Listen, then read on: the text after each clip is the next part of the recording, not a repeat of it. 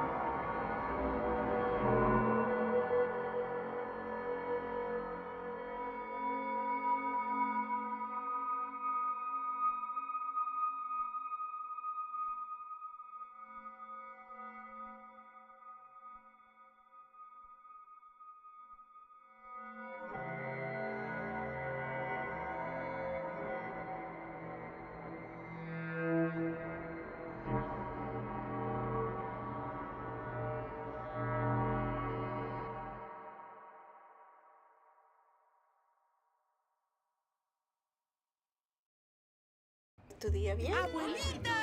¡Mírame! ¡Aquí! ¡Aquí!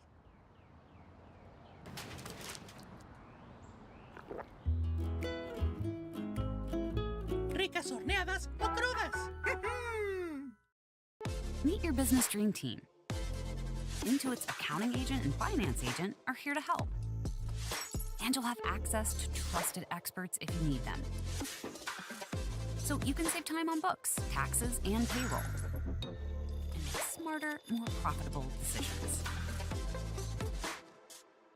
Outdo doing it all yourself. Start using Intuit QuickBooks today.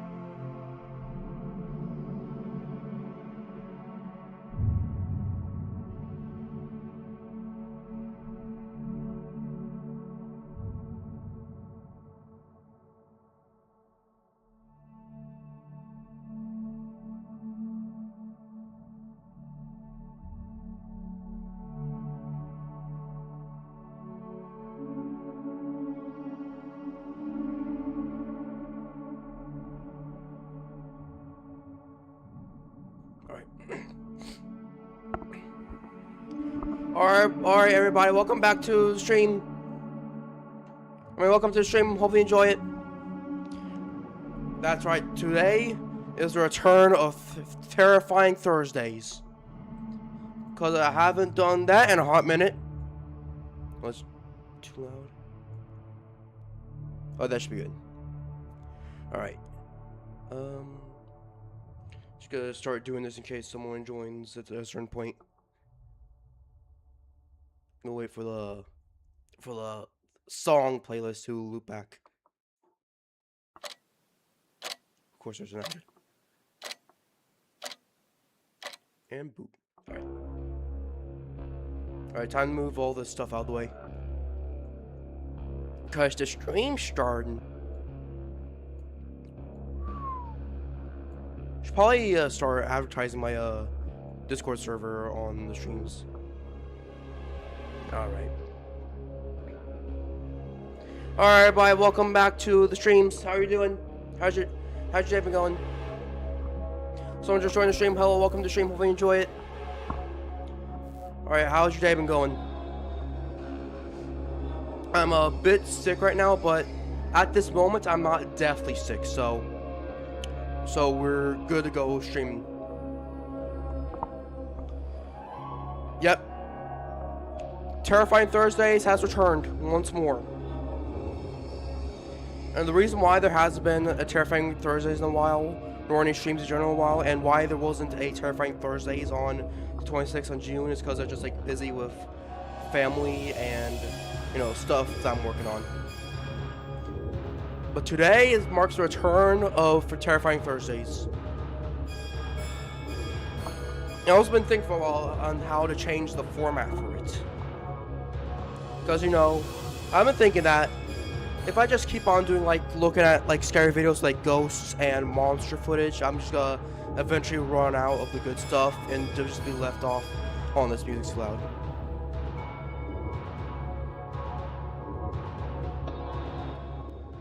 But that's good enough.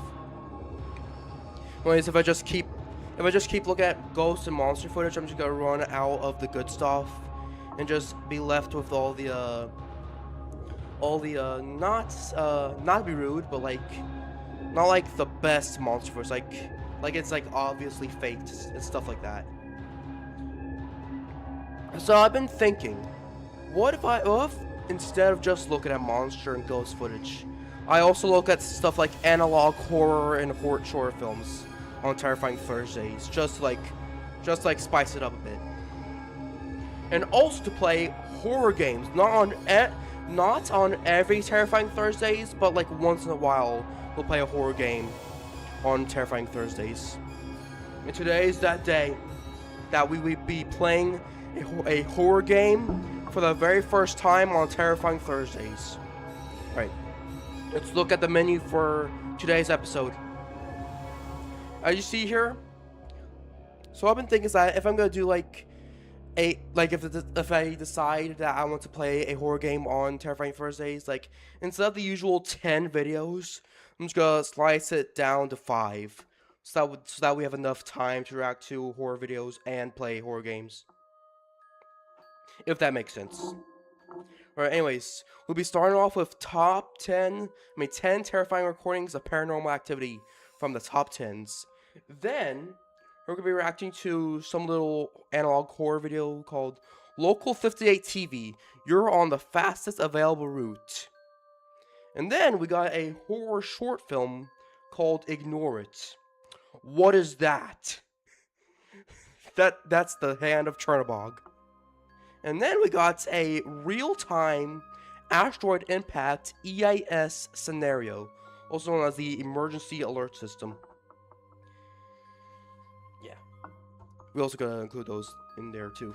And then, in the traditional Terrifying Thursdays fashion, we're gonna end it off with a top 15s video before we play our very first horror game. That being top 15 alien abduction stories. Alright. Does that sound good? Are you ready? I'm locked in. I'll just pause this. Reset it for when it's the other stream. Sweet. Just wait for the concert ad. tickets. Oh, this one's not skippable. This one's not skippable.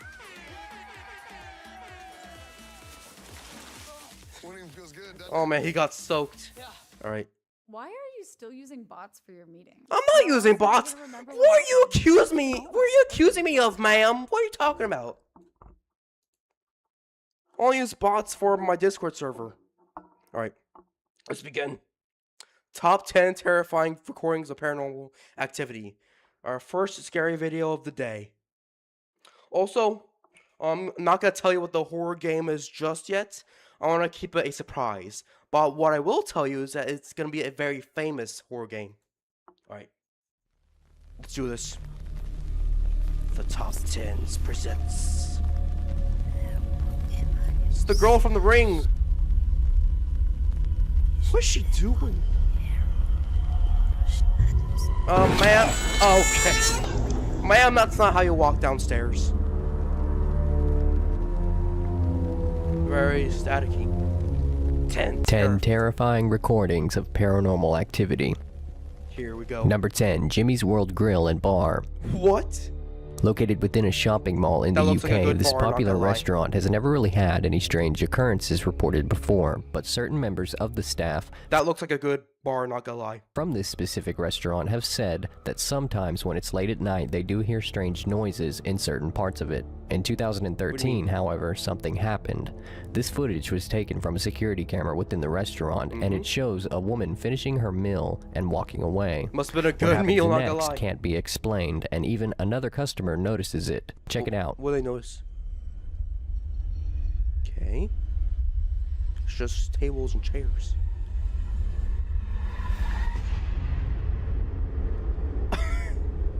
the napkin. It's alive. Oh, and a oh. Wait, how? Okay, again, 50-50. That could be 50% chance it's real, 50% chance it's fake. Could be either a ghost or just fishing string. Well, you know, we don't really know. The napkin just jumped to a different dimension. No, oh my god. That's one mad ghost. Now, I'm very skeptical when it comes to stuff like The ghost is gonna leave the ghost is gonna leave a 0-star review on Yelp. this, and I wouldn't show you guys something without the possibility of myself believing That's in it hey, first. that- If it is a hoax, it's a That plate went flying. damn good one. But what makes this so believable to me is the fact that when the plate crashed, this woman turned around and looked as if she heard what happened. I mean, I while would've her turned around friend too. kept talking to her. If they were both in on it, I would think they would have both stopped together and looked. If this was a hoax and strings were used, I'm not sure how that would have worked either, because the neither. woman, when she got up to leave the table, walked in front of where the cables could have been pulling Imagine the if menu someone and just plate. randomly says that she's However, in on looking it. back at the footage, Like that gal. she doesn't seem too worried about her footing when she leaves. Could it be real? Probably The manager She commented probably pre-fired the ghost. on the issue. She The probably customer who pre-fired heard it the crash brought the situation left to it his in a attention. haste.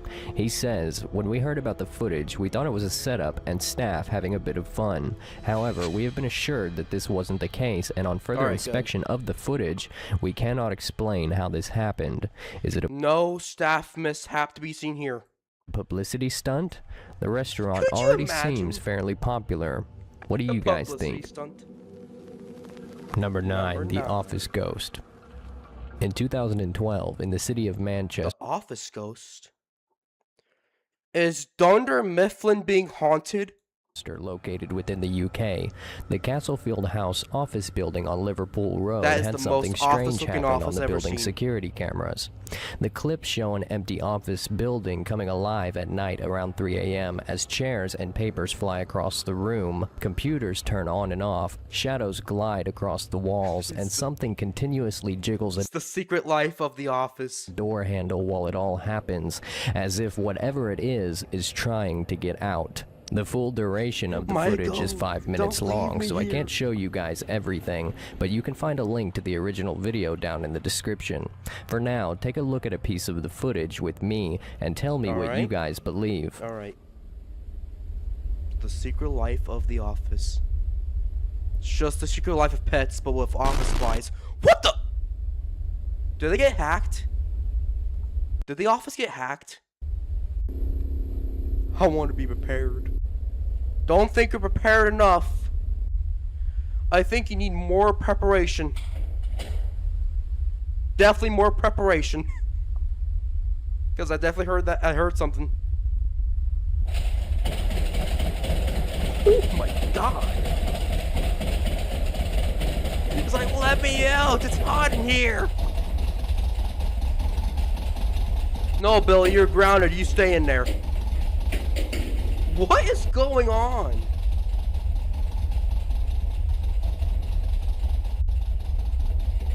I want to will.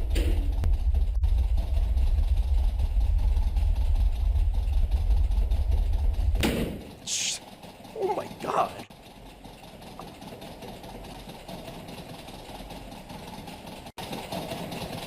Okay, we get it. You can stop jamming the door handles. Okay, now the ghost just littering. This was on the 1st of November of 2012, by the way.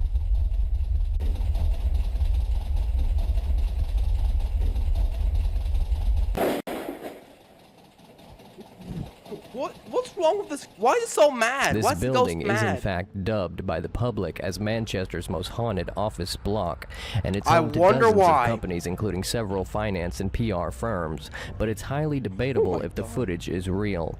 As far as I can tell, I can't see any way that it's fake. Scott Mackinnon, I mean, how however, could you? would have a There's different just so opinion. much stuff to fake there. Like, how can you fake that much stuff? Like, again, 50% chance, but still.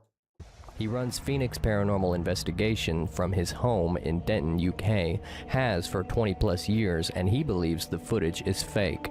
If you'd like to know why, check out the article on the matter down in the description. But what do you think? Okay, we got Is some. this fake? Okay, so apparently there's an article that explains how it could have been faked. Alright, we got some evidence. Number 8, Night Number Crawlers. Oh, here In we go 2008 with the crawlers again. Wait, this is the. Oh my gosh, I saw this before. I remember this footage. This is footage of the Fresno Nightcrawler. Do you remember those things? 8 CCTV footage was released on YouTube and it went viral. the Fresno what it showed Nightcrawler. was some sort of creature or paranormal entity walking on 2 legs with only a head, the White no Pants arms, of and no torso. Midnight. The footage was later disregarded as it was too compressed and pixelated to tell whether or So not it had crunchy. been tampered with, although most said it looked too real to be CGI. 3 years later, That right there is supposed footage of the Fresno Nightcrawler. in 2011, a couple was having trouble with break-ins near Yosemite National Park in California, The so they Fresno Nightcrawler is a robber? pointed their security camera toward the Why they driveway, break in the and what houses? they captured was very similar to the footage in 2008. Take a look. Oh, I saw this one too. Another famous Fresno Nightcrawler footage. I think there's 2 of them there's the second one. Back right there. It's your little family. It's your little family of white pants. What? What happened? Why did it glitch out all of a sudden? The ghost white pantaloons.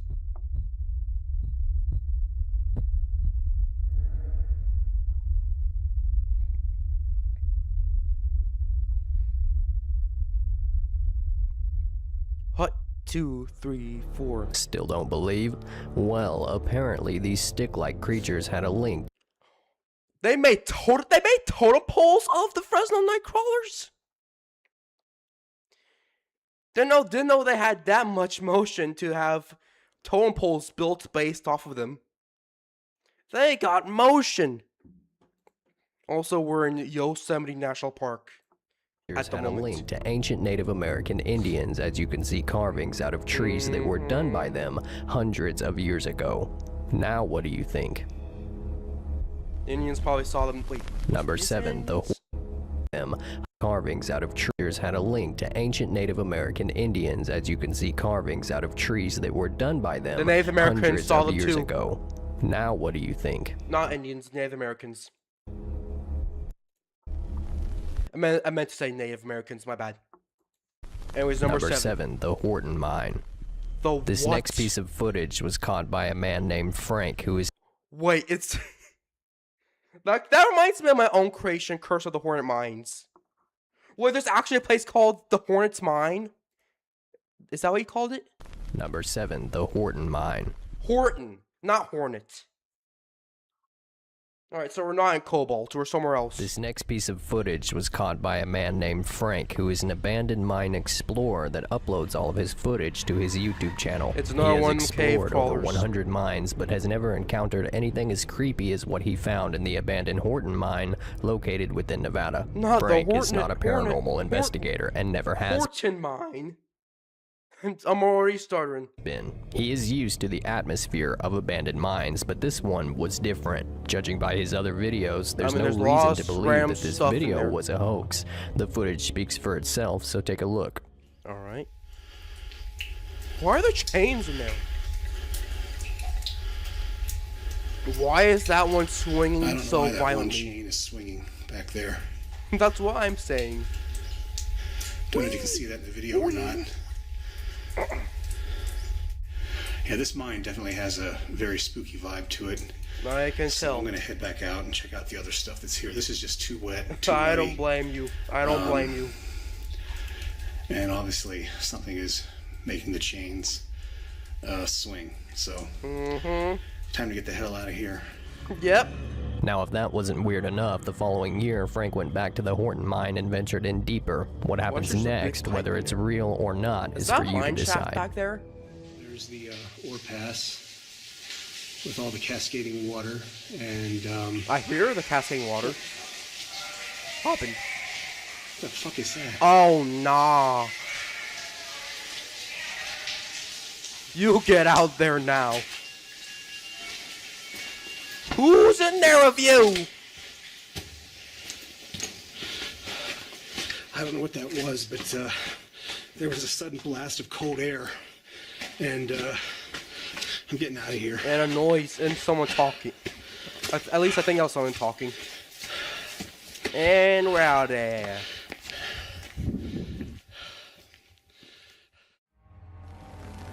Number 6. YouTuber Mellowbird. If you Who? haven't heard of Mellowbird, he's a popular YouTuber who has uploaded many videos displaying what he believes to be a poltergeist within his house that he says is haunted.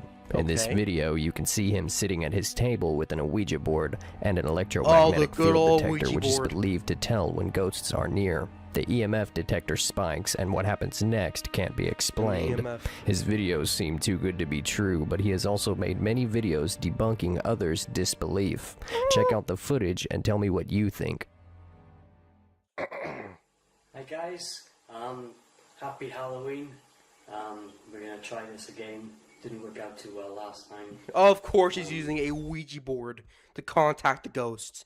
Also, is he using a upside down glass in the placement of that one piece you use to hover above the letters? I'm a bit like this. If you didn't see what happened last time, I'll annotate if I What happened last time? up here somewhere. 1, 2. What the? Why? I didn't swear. That opened, by the way, on its own. I don't know. Yo, Mellowbird, I think you want to look behind you. Run out the garden. I really can't do anything with that anyway. The noise is going on. You gotta call U-Haul immediately. What? Oh my goodness! Alright, that's pretty much garden time. The power of Christ compels you. That's terrible. Garden time. What are you gonna do with that Ouija board? You gonna whack the ghost like it's a cockroach? Oh my goodness. Number 5. The Flying Girl. The what? Now, there is little There's to a no log information crashing about back there, this by the one, way. and it still creeps me out. In 2009, What is the Flying Girl in Russian Wood, and what is the Paranormal Creatures by Mukhtar? Where is Mukhtar, and is that the Michigan Dog Man? a video was uploaded to YouTube titled Flying Little Girl in doggy. Russian Wood by a channel that has never been active since. In the description, all it says is, I have recorded this video while going for a long walk with my dog. I can't explain what happened here. I was very surprised. I didn't expect to meet anyone because I was in the woods. Take a look. Apologies, the audio had to be muted due to copyright risk. The dog's just sitting there. Look at the little dog having fun.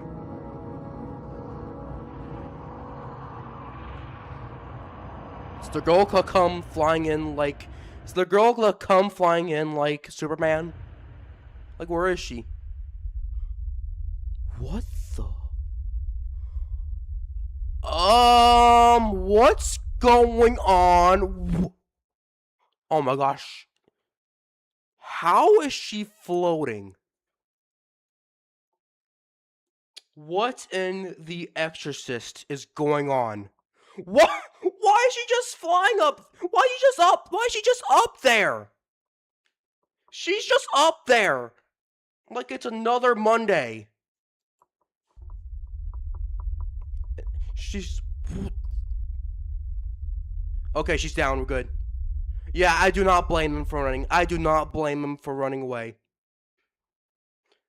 Cause that looked terrifying. After stabilizing the footage, I noticed something strange. If you really look at the little girl that appears to be levitating, she keeps looking around at the ground as if she doesn't know what's causing her to levitate. This I only just leaves noticed three that. possibilities. 1, this I whole just noticed that. video is a hoax. 2, the mother is somehow controlling the levitation. Or 3, Her mother's a witch. Again, 50% chance, but her mother's a witch. there's a third entity here. But ghosts cannot levitate people, right? I thought only demons could do that. I mean, hey, you know, everything's possible. Number 4, the cemetery I mean, girl. anything's possible. This video comes from a celebrity individual who was a part of a reality TV show hosted somewhere in Mexico. It shows a man exploring a cemetery around 1:30 a.m., searching for a ghost that is rumored to have been spotted there on numerous occasions. He gets his wish. Perhaps the creepiest part about the footage is the girl's scream while he's running away. The mice. Oh!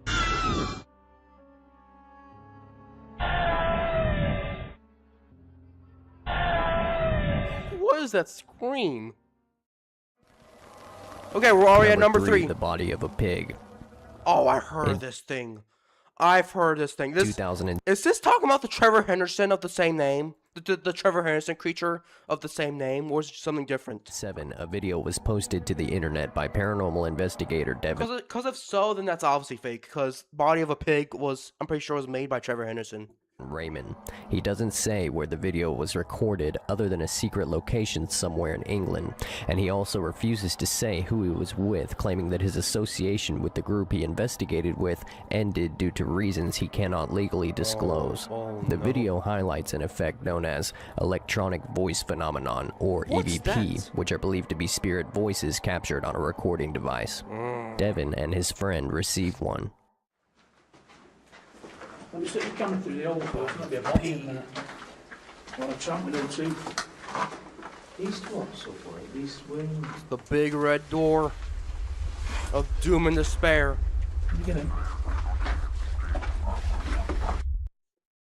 What was that? Well, no, what was that? I did not see something, but I heard something. It sounded like a pig snorting. Yeah, I heard that. You get him.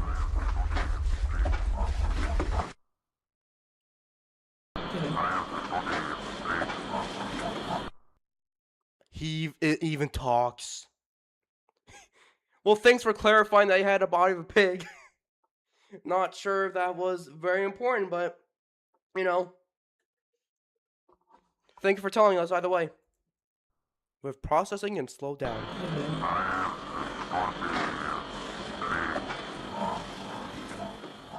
And after Devin investigates the footage and pictures that he and his friend took later on, he finds this. What am I looking at? Yeah, we know. We know. What was that? Just ends off on a signature. Child. The child? This one is definitely my own personal favorite because of the reaction. The reaction is so realistic, and it's definitely how I would have reacted too. What the video shows is a man opening a door that leads to some sort of corridor. Okay. I'm not sure if it's a part of his house, or if he's in an apartment building. In fact, there is little to no information about this video at all, which is mostly why I think it's so creepy. What the man finds outside his door can't be explained. Take a look. Please don't jump scare me.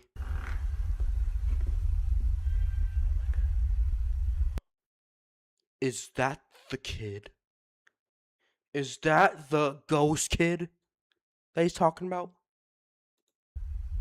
Don't jump scare me, please. I beg of you. Not on the first video. Yeah, stay out of that room. No, don't go back, man. Don't go back. What are you doing? Oh, God. You're cooked. Yeah, stay out of there. Please. Number one. The rake. Oh, here we go with the rake again. Here we go with the most infamous internet cryptid. Well, technically creepypasta, not cryptid, but still most famous internet monster to ever date. No. To not ever date, to ever be existed.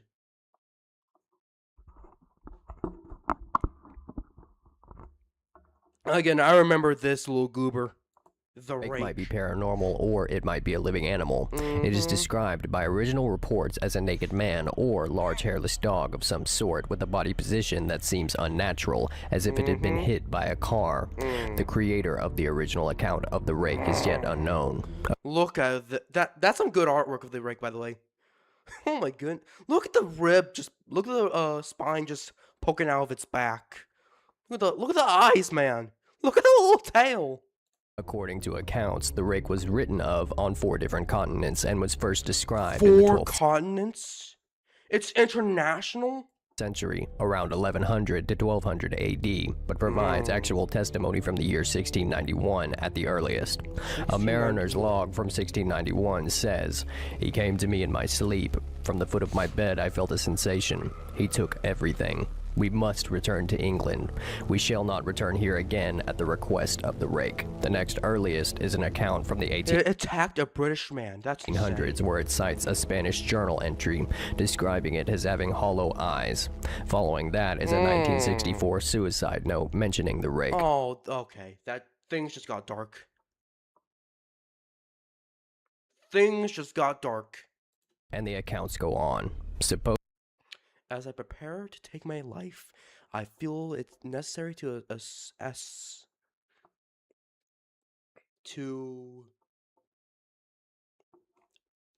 sewage? A sewage? How do you pronounce that?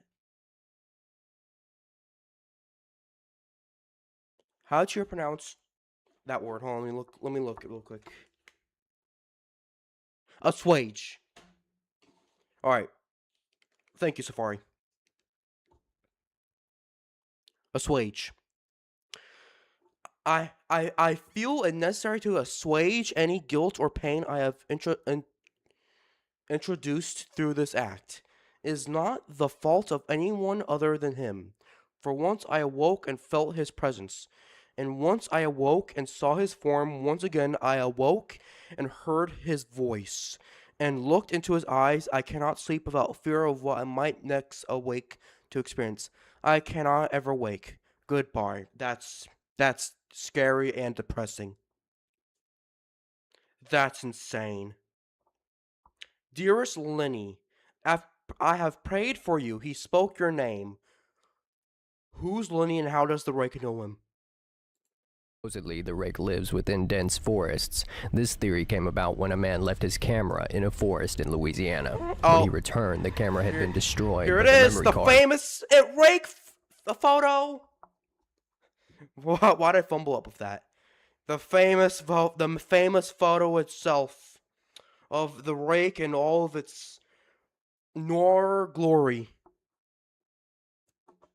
You know, noir, the camera filter was intact, and this image was recovered and was later featured on the news. Then, as the years went by, more people began searching for the rake and finding it, but none of the evidence was more compelling than a routine telescopic camera search in Liverpool back in April of 2011. The Northwest Water Company spotted something unusual lurking around down there on 3 separate occasions.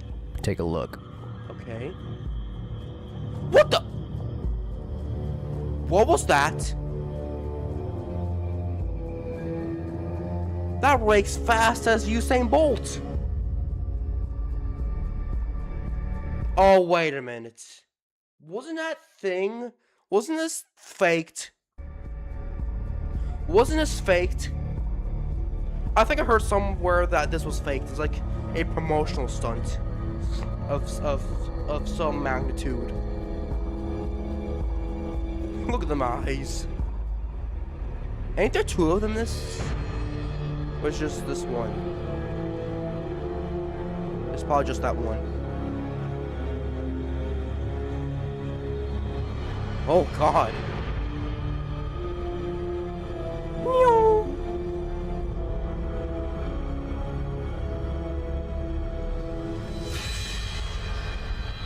That thing is probably more scared of whatever it's looking at, probably some sewer robot.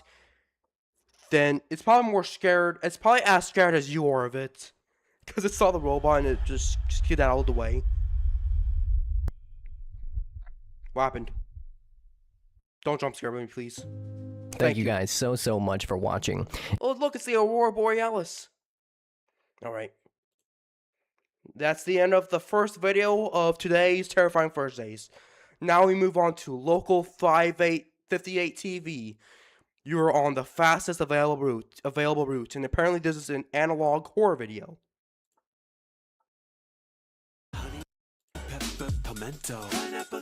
I saw this ad so many times. Like Chick-fil-A, I know they're back. You told me so many times. Oh Lord have mercy. Why are you giving me a ChatGPT ad? Why? Oh, my news channel's on. It's the news! The Midnight Movie at 12:05 a.m. And then at 1:55 a.m. we got Paid Pro. Sounds good enough to me. That's why we love Local 58. What's this?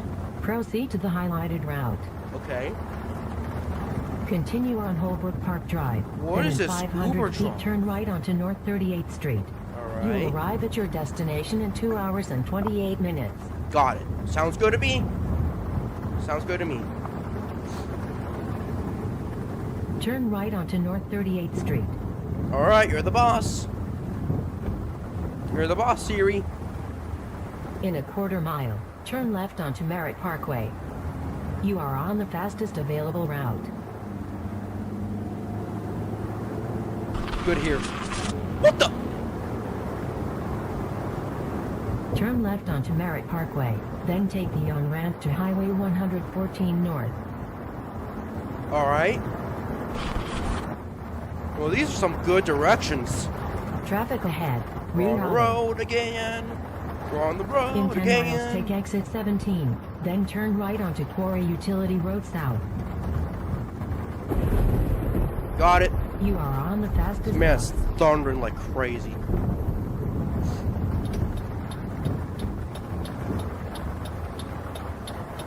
A drive home from Busch Gardens be like, what's with the camera glitching? In 2.8 miles, keep right to stay on Service Causeway H516. You will arrive at your destination in 14 minutes. Thank you. Say 14 minutes.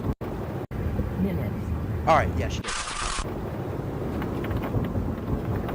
This already looks creepy. This already looks creepy. What's gonna pop off? There's gonna be some crazed hitchhiker. Rerouting. Make What a happened? U-turn. Okay. Why are we? Head east for 1/4 Siri, I don't think this is the route back home. We're on the off-roads right now. I'm the back roads, not the Continue off-roads. on unnamed road. Then, Unnamed road. 300 feet. That's turn my favorite off road in the your world, chat. headlights. Unnamed road. God, that looks steep. That looks... Oh, God. Yeah, no, we're reversing. What happened to the lights? Where are the lights? What is... Rerouting. Make a U-turn. Yeah, get out of there. Get out of there right now. What was that thing? What was that thing? In 500 feet. Oh, God. Your destination will be on in 300 These roads haven't been Your used in a long destination time. 250 feet. Rerouting. Your Yeah, please reroute immediately. You will arrive at your Please! destination. What happened? What happened? We crashed. GG. You have arrived. What is that noise? What the? What the?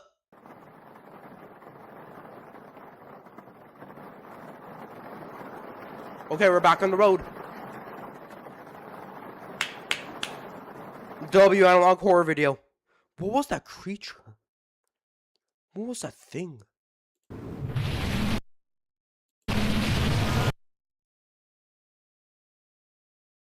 Okay, Garmin, save video. What is that grotesque, skinny creature?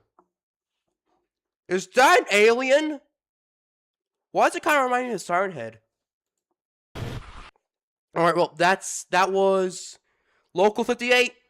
Now we move on to Ignore It, short horror film.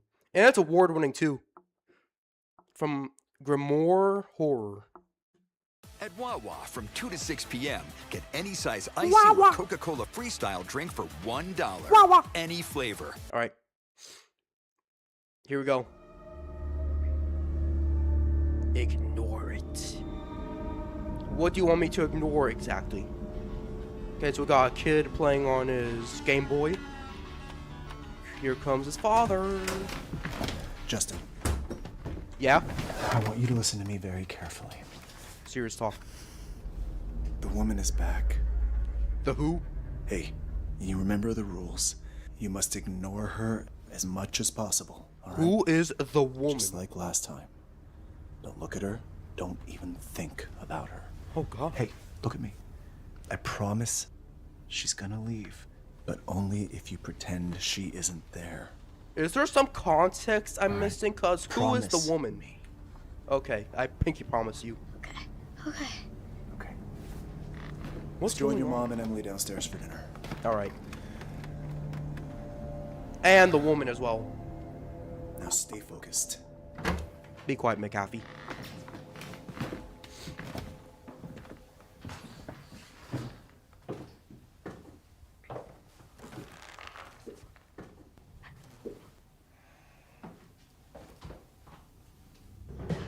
What was that noise?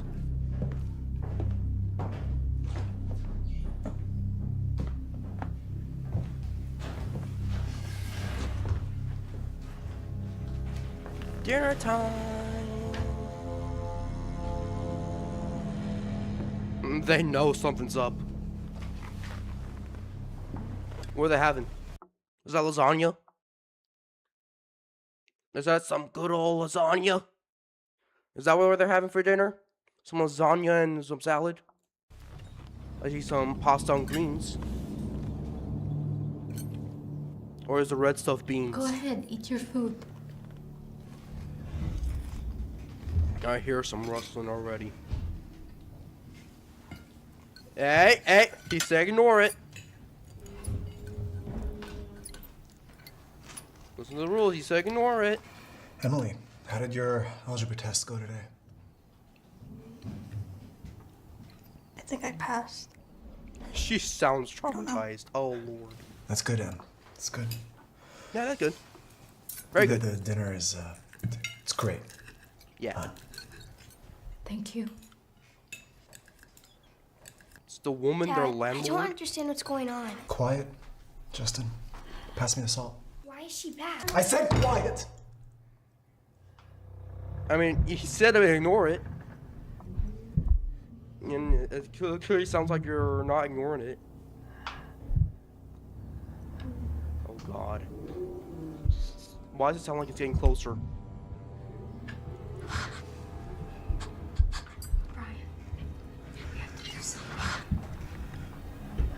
What happens if you don't ignore it? What happens? This is the only way. What do you mean?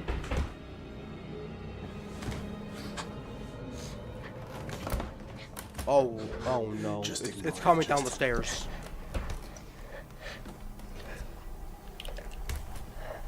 It's coming down the stairs.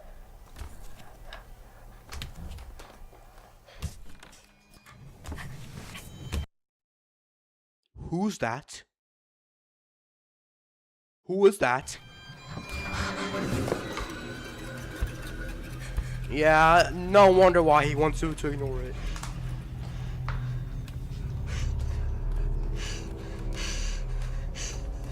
Oh God. No, don't look, don't. Oh no, you're cooked. Not the shoulder grab. Don't yank her away, please. Don't yank her away. Don't kill her. Please. Spare her life. Dad?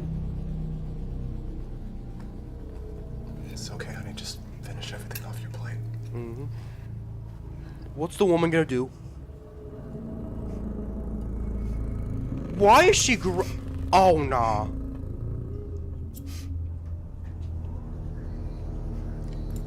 Yeah, something bad's definitely gonna happen. Just please don't make it a gore fest. I do not want to get banned.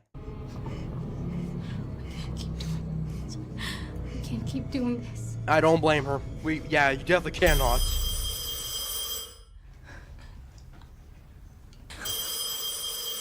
I'll get it. No, we can just let it. I'll get it.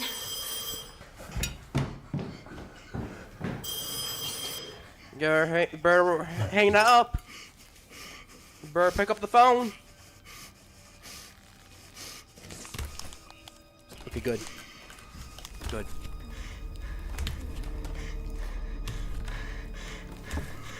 Why aren't y'all ignoring it? Gail? Leave my family alone! Gail, come back to the table. Get out! What the? Oh God.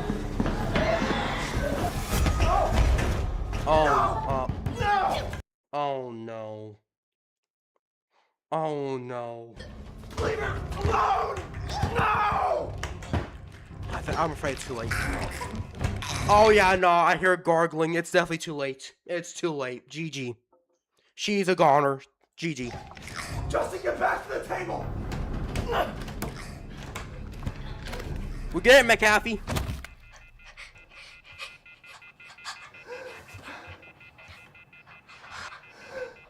Justin. Save yourself. No!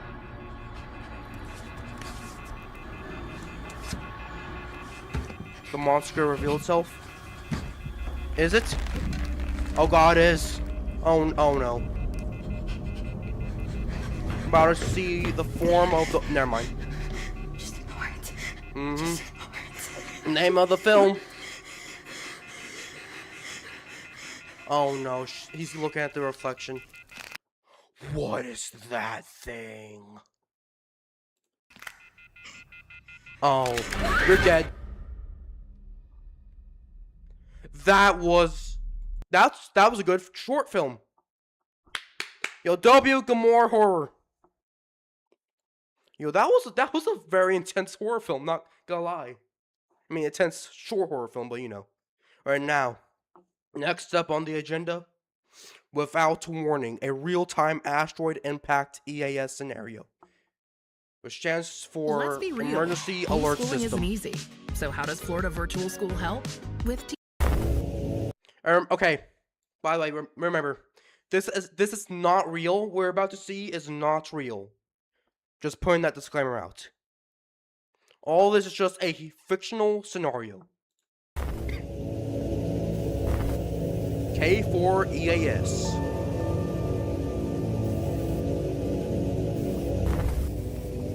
Warning, important notice, pause to read. This video contains valid EAS emergency alert system tones. Do not attempt to play these tones over the air, as it may activate real EAS equipment. False activations of the EAS system will result in major fines up to $1 million by the FCC and or jail time. I am not responsible for the misuse of these tones by viewers, nor am I. K4 EAS is the owner of this video. Unauthorized redistribution and or re-uploading of this video will result in a copyright strike. Well, thankfully, in the description of this video, K4EAS is credited. Probably can't see it because of the thing. Right, can you see it now?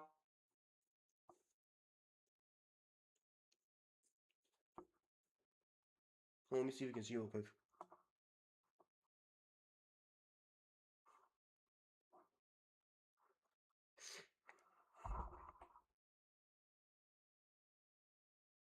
Yeah, you can see it. Yep, right there. K4EAS credited. Anyways, this video is fictional. Any correlation to real-life events that occur is coincidental. This video may contain flashing lights and slash images. This video is not made for viewers under the age of 13 in compliance with COPPA. This video may contain moderate language. Viewer discretion is advised. Alright, here we go. Without warning.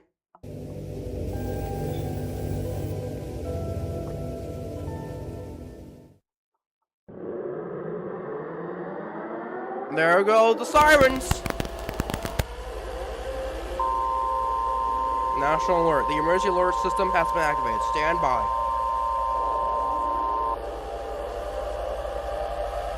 Attention. Attention.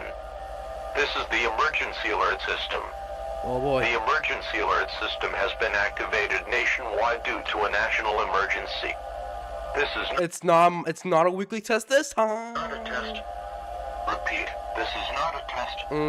This is a national emergency message issued at the request of the White House. Make that international. Make that international. Stand by for further information. You got it. What the? Oh, here we go. Impact will occur in 13 minutes is insane. Oh, there's the famous EAS noises. There they are.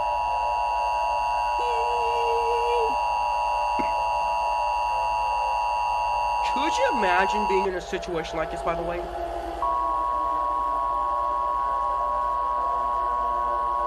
Oh my goodness.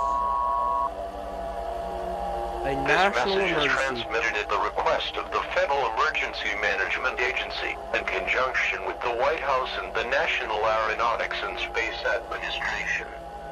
I say again, this is not a test. Please direct your full attention to this broadcast. This is Attention a has been national forwarded. emergency. Important details will follow. Please stand by. Standing by. At Again, 3:40. could you imagine just one day waking up and just seeing this on your TV? Like, what would you do? What would you do? By the way, someone just joined. Welcome to the stream. Hopefully you enjoy it. This said that there might be flashing lights and images, so just warning you on that. Just warning you on that. 3:41 p.m. Eastern Standard Time, NASA and other international space agencies have confirmed that a large asteroid is on a collision course with the planet Earth. Oh no! Impact is considered almost certain. Is it the cursed Apophis? The Remember asteroid, Apophis? designated 2026 BX9, is approximately 4 kilometers in diameter and What's the name of it? is traveling at a velocity exceeding 46. Is that an actual asteroid?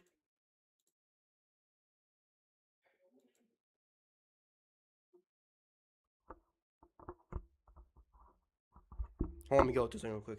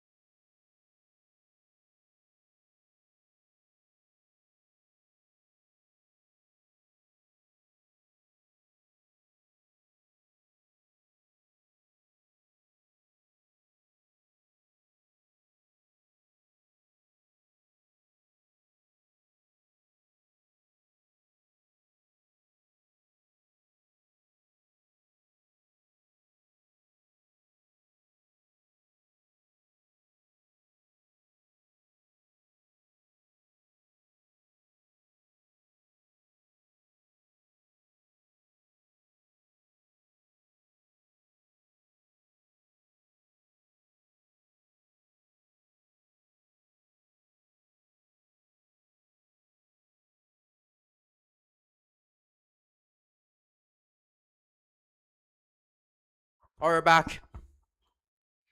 My brother just came back from seeing a movie. Had to go say hi to him real quick. Anyways, what was the name of the asteroid? Almost certain. The asteroid, designated 2026 BX9. 2026 BX9. Is that a real asteroid? Three-headed asteroid? Oh, it says there's no official record of that. Yeah, false alarm. Never mind. Alright, so it's not Apophis. It's someone else. Is approximately 4 kilometers in diameter Oh and my is traveling at goodness. a velocity exceeding 46,000 miles per hour. Oh, Lord. This object has extremely low reflectivity to traditional and radio telescopes, resulting in very little to no warning prior to impact. Oh, no. The impact area is projected to be centered around Owensboro, Kentucky. Uh-oh. A large area around the impact zone will be completely annihilated and rendered uninhabitable for an extended period of time. The event is expected to impact a large portion of the continent. Global consequences are expected following the impact. Before, during, and after the impact, expect effects such as immensely large shock waves, extreme seismic activity, extremely powerful blast forces, widespread structural destruction, atmospheric firestorms, and long-term climate disruption. Yeah, something tells me that we're cooked, chat. GG. Most communication networks are expected to experience total failure following impact. I wonder why. All I wonder residents why. in areas around the impact zone, which includes the central and some eastern regions of the United States, need to get into a sturdy, secure underground shelter immediately. If that shelter is in the path of the asteroid, then that shelter is getting smited into Valhalla. Underground shelters and bunkers will be the only way to survive in areas surrounding the impact zone. Take necessary survival supplies with you to your shelter. This includes non-perishable food, clean water, clothing, medical supplies, a flashlight, batteries, and a battery-powered or hand-crank radio. All power infrastructure around the impact zone is expected to be destroyed. Cover your head and neck. Get under a piece of large furniture if possible. Do not attempt to evacuate the impact zone. Repeat, do not attempt to evacuate the impact zone. Why? You will face certain death if you do not get into an underground shelter immediately. Residents in areas away from the impact zone, get indoors immediately and move to the lowest, most interior room of your building. Stay away from windows, doors, exterior walls, and glass. Depending on your location, the shockwave from the blast may be powerful enough to topple your shelter. Gather your essential supplies and protect your head and neck. Emergency services in areas in and around the impact zone will be unavailable to respond following impact. Yeah, cause they're gonna be gone. There's gonna be nothing left. Of course they're not gonna be available. Remain together and seek secure shelter. If you are alone, remain sheltered. Do not attempt to observe the event. The flash may cause permanent blindness and the shockwave may cause permanent hearing loss. The shockwave may arrive without any notice. Stay sheltered for your safety.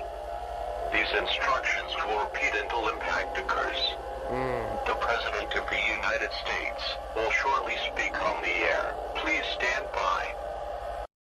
You travel a lot for work. You mean tell me your That doesn't president mean you is should not be a following? part-time travel agent. Okay. Enough of the end. 8 minutes and 37 seconds till impact.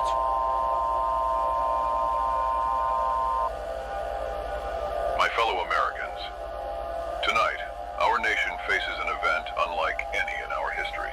An incoming asteroid has been confirmed to be on a direct collision course with our planet. There is no remaining action that can prevent this impact. This object had not been previously detected by space agencies due to its extremely strange, low reflectivity properties.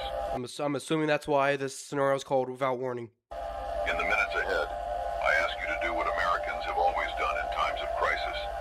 Protect your families, stay sheltered, and remain calm. Find a safe place. Stay together if you can. Know that you are not alone. Exactly.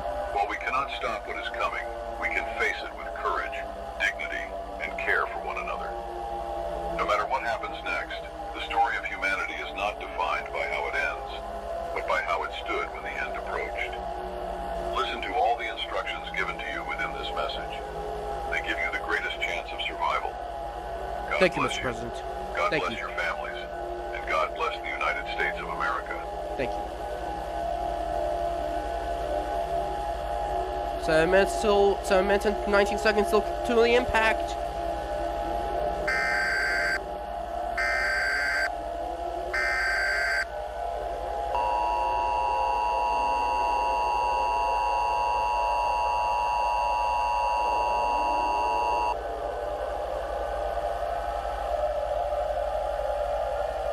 This event is expected to alter the surface Okay, I thought there was of not going to be any more talking, but there is.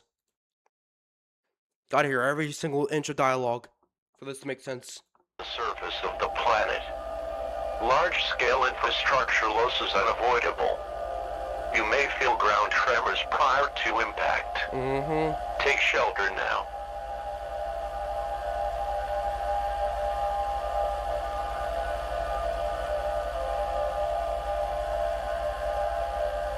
This is the final advisory before impact. Further alerts may not be possible. Remain sheltered. Remain low. Again, could Protect you your imagine head how and neck. terrifying a situation like this would be? Also, someone joined the stream. Welcome to the stream. Hopefully you enjoy it. I'm just telling you, the warning for this video is that there might be flashing light and images. So I'm just warning you, just giving you that warning right now, just in case.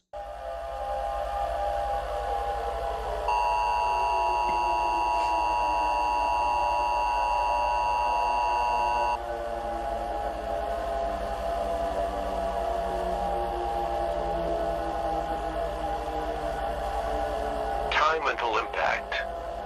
6 minutes.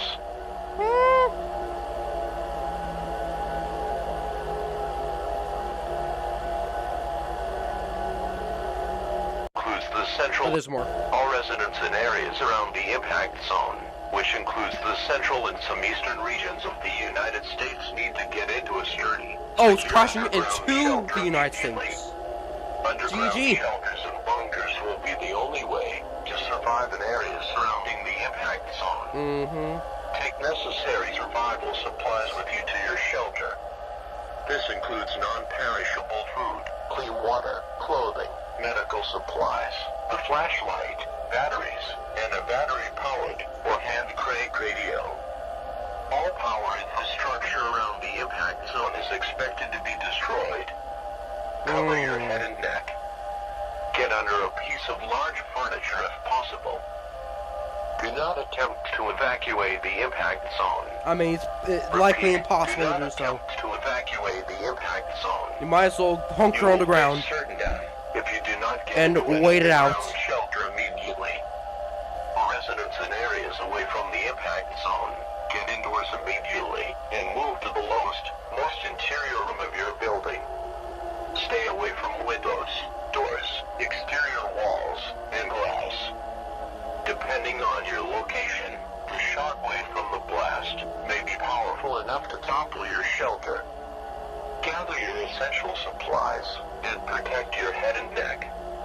Emergency services in areas in and around the impact zone will be unavailable to respond following impact.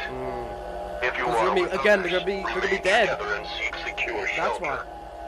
If you are alone, The asteroid's gonna wipe everything off the planet. do not attempt to observe the event. The flash may cause permanent blindness and the shockwave may cause permanent hearing loss. The shockwave may arrive without any notice. Stay sheltered for your Also, just a random reminder: this is all fake. This is all fake. This is just all fake. Just to if anyone's curious. safety. It's all fictional. These instructions will repeat until impact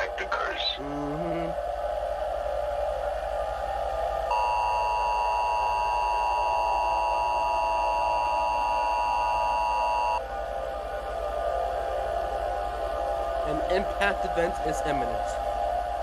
This event is expected to alter the surface of the planet. Large-scale infrastructure loss is unavoidable. Well, yeah, I think it's just gonna. You may feel ground tremors. The video is too quiet. Oh no! Even at a no, 100%. Boost your volume up to 600%. Could you imagine 600% volume? Your ears would be shredded at that point. All residents in underground shelter. Please. 2 minutes. Repeat. Gather your essential supplies. Yeah, it's just and repeating stuff. protect your head and neck. Alright. Emergency. 30 seconds till impact. 30 seconds. Oh god! Oh god! I can hear it enter the atmosphere. Here we go! Impact is imminent. Take shelter now. Repeat. Take shelter now. Yippee-ki-yay! 10. 9. Oh, he's gonna do the countdown for us. 7. 6. Oh my god! 4. 3. 2. Say hello to Apophis, everybody!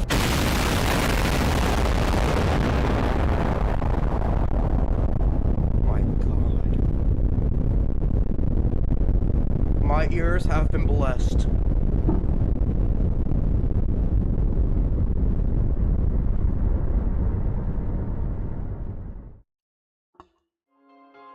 And that's it. Yo, WK4EAS for that. Alright. One more video. No, he left YouTube? Oh, man. Well, even if you just saw one video from him, it's been a good run. Thank you for that video, K4EAS. Anyways, one more video, then we're gonna play that horror game.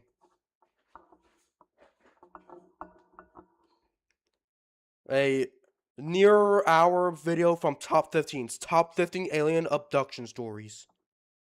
Number 15. I was driving home for the It's the field. weekend from school at Indiana University. It takes me about 2 hours to get home, and I left Bloomington around 10 Why is your home 2 hours away from the school? How many missed assignments do you have, man? p.m. At exactly 10:53, I am on the rural stretch of the 2-lane highway I take home, and I notice what appeared to be 10:53. flashing lights behind me. I thought, great, I'm getting pulled over, so I turned onto the next country road about a quarter mile from where I noticed the lights. As the car came to a stop and I started to open my glove box to get out my registration and proof of insurance, the lights suddenly disappeared and no car drove past. Now here's where the story takes a turn for the weird. And I'm sure you guys will think I'm just making it all up because it really does seem like something straight out of a typical— He added UFO sound effects. Yo, Dolby Chills, he added effects for the— he added sound effects for the story. UFO horror movie or story.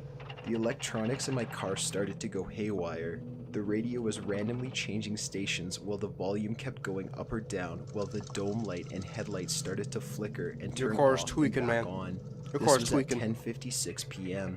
I start thinking to myself Just that the dance- battery must dancing be music. failing, or else I have a short somewhere in the electric system of my car. So I lean down to pop the hood so I can take a look at the battery, and that's the last thing I remember doing. What the happened? next thing I know, I open my eyes and see nothing but the night sky full of bright stars. It was a cold night, and it seemed like I had never seen stars that bright in my life. I sat up and looked around, and I saw absolutely nothing. Nothing at all. I was in the middle of a field, surrounded by God. corn stalks left over from the recent harvest. As I started to come to my senses, I started to freak out. Where am I? Why the fuck am I asleep in the middle of a God, we got field? cursing. Where the fuck is my car? I didn't know there was gonna be any cursing in here. Oh god. Oh god. You two, please don't ban me. I got up and started walking toward the distant headlights I could see from a road about half a mile away. When I got— Did the aliens just abduct him and erased any memory of that happening? Is that what happened? to the nearest intersection, I looked at the signs which read 350 north and 50 west. I was half a mile away from my car, which was just off the main road. At least your car's still there. I started walking toward the headlights I could see on the main road. I can't say how long it took me to walk the half mile, but it couldn't have been more than 10 or 15 minutes. Since the dawn of mankind, Humans have had one obsession. Okay. Wait, is this? Capturing Okay, their okay, this greatest may be game AI. I don't know. When I'm not 100% sure, but that's probably AI.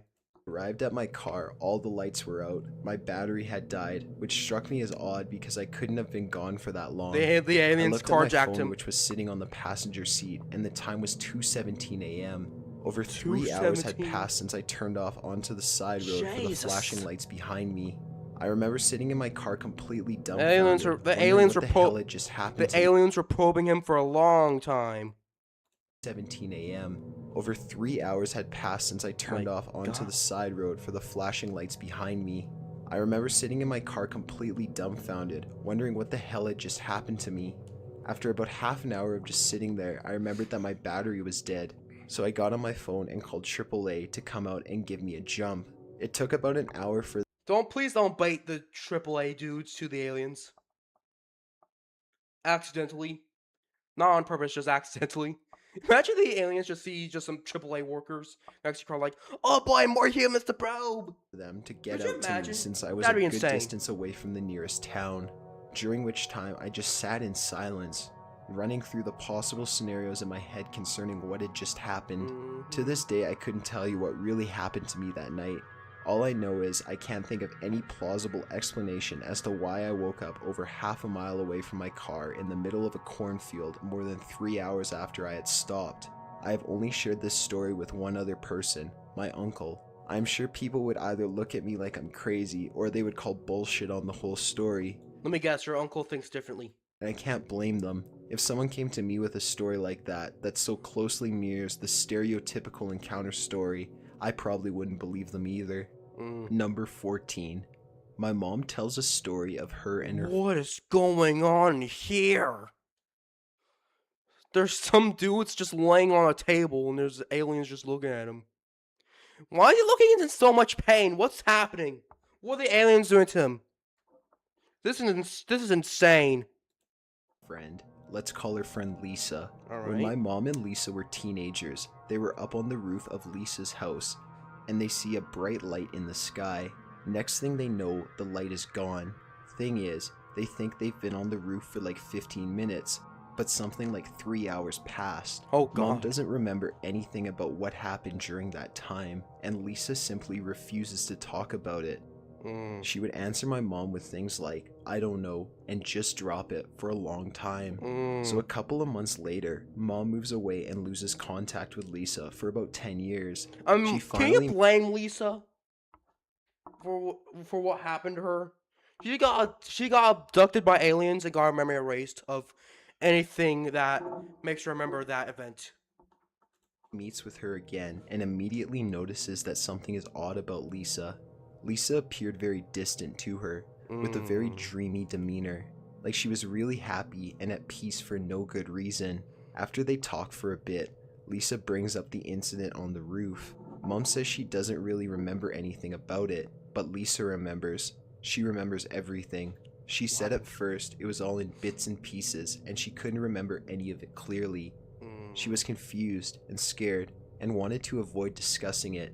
Then, as time passed, she began to remember more of it.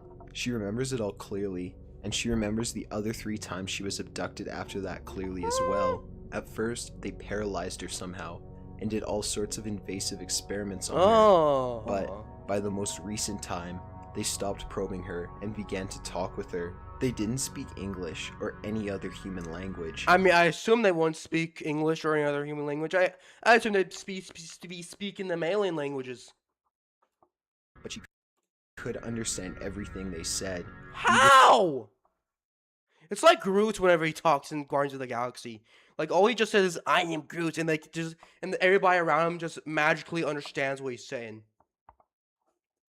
Groot's so goofy.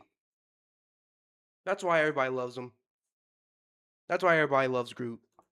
Even though she can't speak their language herself, apparently they told her all sorts of things, stuff about space, Earth itself, and most shockingly, predicted years beforehand that she would get pregnant in a specific year and it would be a stillborn, and that she would never be able to have children again. They told her it was not their fault, and they even made an attempt to save her from this fate, but they were unsuccessful. They had told her that they also abducted my mother, Another time, after the first incident, Mom says she has no recollection of any potential abductions, but she does have recurring nightmares of being abducted, but she's almost sure that they're just nightmares.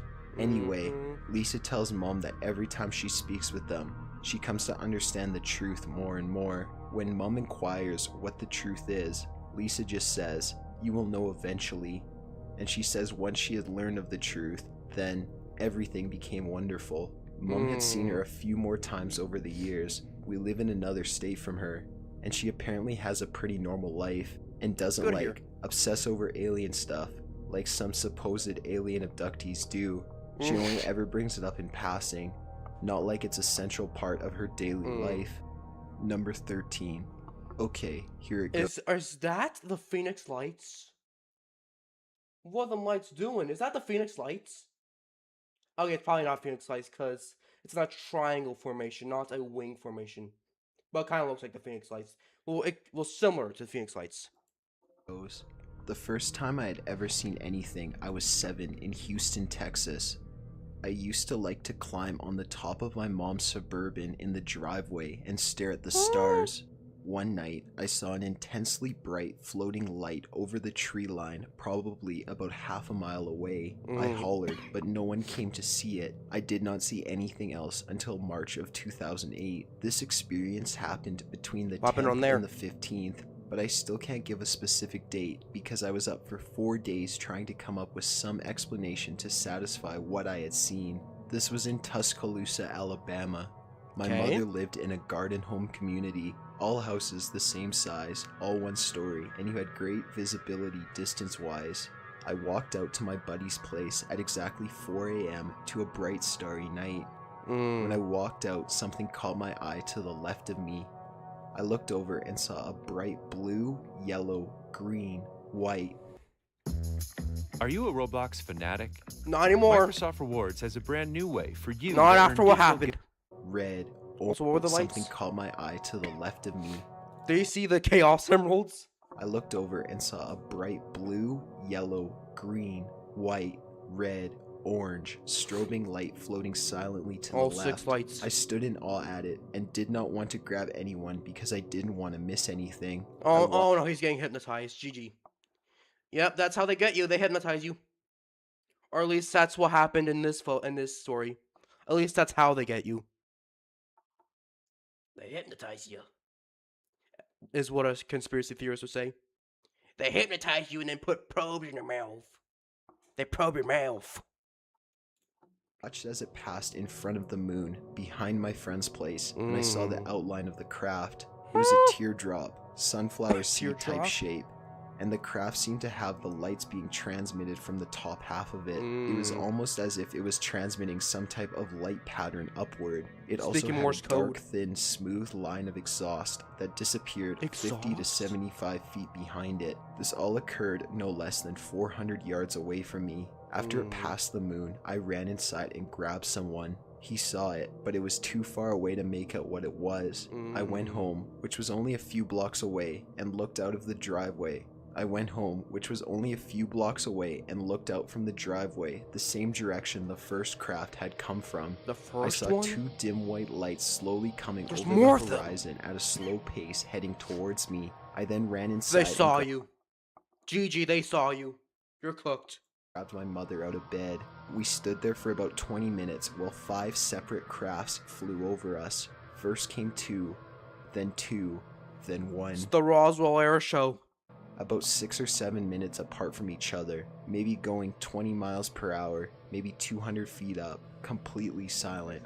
The way they looked from underneath was each one had 2 huge bright white lights, which were about 30 to 40 feet across, but they were so bright it was hard to get a good estimate. They also had a pulsating red one between the white lights that dimmed and relit. I would estimate from the size of the white lights that each craft was maybe between 150 and 200 feet wide. The last craft that flew over us flew over louder and slower than the first 4 had. Then it made a noise. It let out a sound that to this day haunts me. What I could best compare it to would be this sound. Followed immediately. So it was a firework. It's the firework. It has a firework for a horn. best compare it to would be this sound. Happy 4th of July! Followed immediately by this sound. That's the best I could find. Take those two sounds, except make it digital, and multiply it by 50. This was loud. The craft did that twice. These crafts flew directly over us, and I believe that the sound was an acknowledgement. Whatever was piloting it knew we were watching it, kind of like a hello. I immediately started crying. I had no idea what I was looking at or had just heard. The second big experience I had occurred a couple of weeks later. I was standing in my driveway, smoking a cigarette, listening to my iPod somewhere around 2 a.m. I decided to pause my iPod to turn on the backlight, waved my hand over it a couple times, making somewhat of a strobe pattern. I didn't hear anything. I didn't see anything come up, but I got that being watched feeling. I looked up, and directly above me was a trapezoid-shaped craft with round edges that had a dark red and black pulsating glowing outline. It was like flowing electricity. It was not even 75 feet up. I could have hit this thing with a rock. I stood there while it hovered directly above me, completely silent for maybe 10 to 15 seconds, while it made this kind of motion similar to the ball that Luke trained with in Star Wars. It hovered side to side, front to back in a smooth motion, never getting more than 20 feet away from its original position. It was extremely fascinating, but I was frozen stiff. After those few seconds, I waved my hand in a friendly manner. It then changed light patterns and hovered away behind my house. You scared it just by saying hello to it. Could you imagine being scared because someone said hello to you? Like, hi, like, oh no! And just hides behind a bush. That's crazy. The fact that it knew that I saw it, but made no effort to evade my detection, makes me think that it wanted me to follow it, although I was too freaked out to think about that at the time. I have seen the same craft on 3 other different occasions, once again in Tuscaloosa, once in Hoover, and once in Bessemer. The time I saw it in Hoover was at an apartment complex at the top of a huge hill with a great overlook. It was nighttime and I was with friends. Over the overlook, I saw a gray craft facing my direction that looked similar to the Hoth fighter. Forgive the Star Wars references. As soon as I saw it, it took off to the right silently and extremely quick. The times in Bessemer and Tuscaloosa, the trapezoid shape appeared in the sky solid white, stretched to twice its length, then the bottom shot up to the front, like it hit light speed or something. I do frequently see what I like to call streaks. They look like shooting stars, only very low, move slower, but they still have tails that stream behind them. They can also appear in many different colors.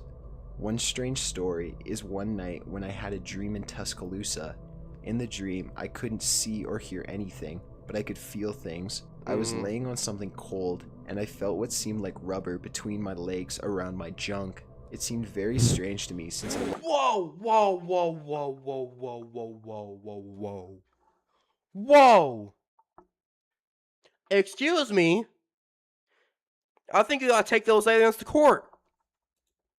A lot of people who report abductions report sperm and eggs being taken... Okay, no, we're skipping this story. I do not want to get demonetized. I mean, even if I'm not monetized, I do not want to get banned.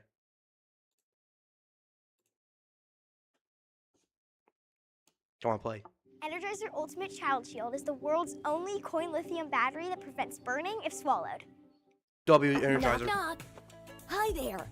I'd love to show you what a K-12 powered school is really like. I'm good. And great. Number 12. It was at night. I was woken up. Don't remember that part. Look at I that was standing face, in front man. of barely open doors. They were made partially of glass, so I could see through them. I was staring at them and knew what was going to happen. What happened? He was going to visit me. Now, I couldn't tell you consciously who he was, but I felt his presence. He floated or had this strange way of walking in a fluid way. It seems like he just levitated to me. First, I could see his big white head, which had a strangely flat profile. He approached me. His face was no more than 30 centimeters from mine. He was a typical alien gray, but he was not short. I'm 185 centimeters, and he was slightly higher than me. He approached me so close that I really couldn't see anything else besides his big black almond eyes. He stared at me, or through me. With each passing second, I felt like I was getting closer and closer to him. Now immediately, when he approached my face, he started doing something. I don't believe in ghosts, but what he did I can only compare to eating my soul. I felt like he took the deepest part of my very being. He started showing me things, displaying feelings to me. It was so intense I really couldn't process it consciously. It was dozens of different sensations, pictures of ending Earth. He showed me why I was insignificant. I remember hearing hundreds of souls screaming. That alien's definitely a fearmonger. That alien's 100% a fearmonger. Why is the alien trying to traumatize him? What did he do to you, Mr. Alien? Did he take your lunch money in high school? In them high school days? As they couldn't handle the experience. He showed me what he did to them. I wanted to turn my head from him, but I couldn't. His head was attracting my sight like a strong experience. He showed me what he did to them. Of souls screaming as they couldn't. Dozens of different sensations. Pictures of ending Earth. He showed me why I was insignificant. I remember hearing hundreds of souls screaming as they couldn't handle the experience. He showed me what he did to them. I wanted to turn my head from him, but I couldn't. His head was attracting my sight like a strong magnet. I could see vibrations coming from around his head. When he wasn't projecting feelings to me, he was saying something to me, or maybe communicating thoughts. It will sound strange, but he did not talk to me in a language, yet I could hear his voice. It was the most powerful thing I've ever heard, and it was inside of my head. His thoughts were so extremely well put. I've tried to fight this entry into my head, but I've never felt so overwhelmed. I can compare it to dueling a modern computer in arithmetics only using Asbascus. Now, I don't believe he was evil. What he has shown me was that we as humanity are really not worth that much. He showed me my struggles, what I care for, and then made me realize it's really insignificant. He projected to me that we are part of a bigger scheme, but we are truly redundant. They have a need for us, but it's just part of their plan, and they know many other worlds. Next thing I remember, I woke up in the morning. I've told everyone about it. I've got bad looks, but I know it was real. It was no dream. The guy was real, and he's the most powerful being I've ever met or heard about.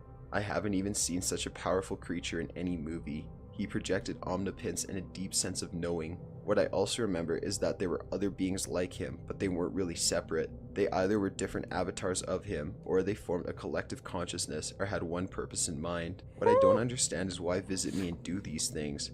What purpose would that serve to anyone? Because he's fear-mongering, that's why. It was 4 years ago, but I still remember it vividly. Number 11. I was first abducted in 1987. I was 12 years old. I say abducted, but it's not like that. Actually, you go willingly. It's scary, but it's exciting too, and they somehow make you feel okay about things. It's not until later that you feel bad or like you've been violated, and they don't do a lot of probing, like raping or anything like that. That's Hollywood nonsense.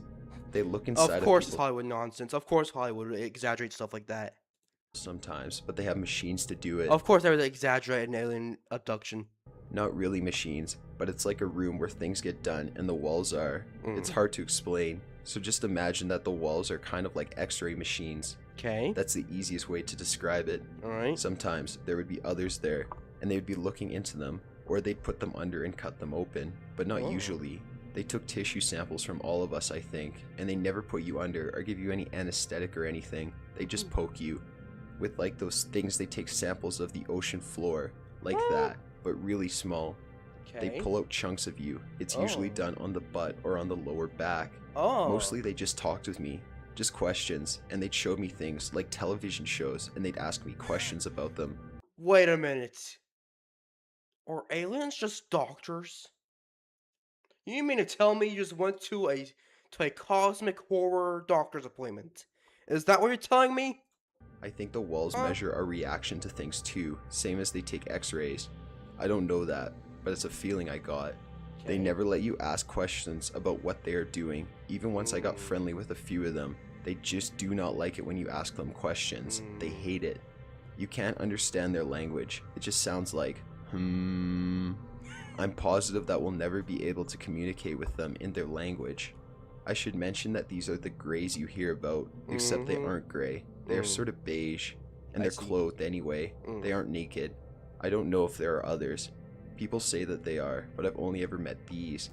Anyway, you cannot understand them, but they can understand you. And they can put thoughts into your head, but they can't hear your thoughts. You have to speak to them.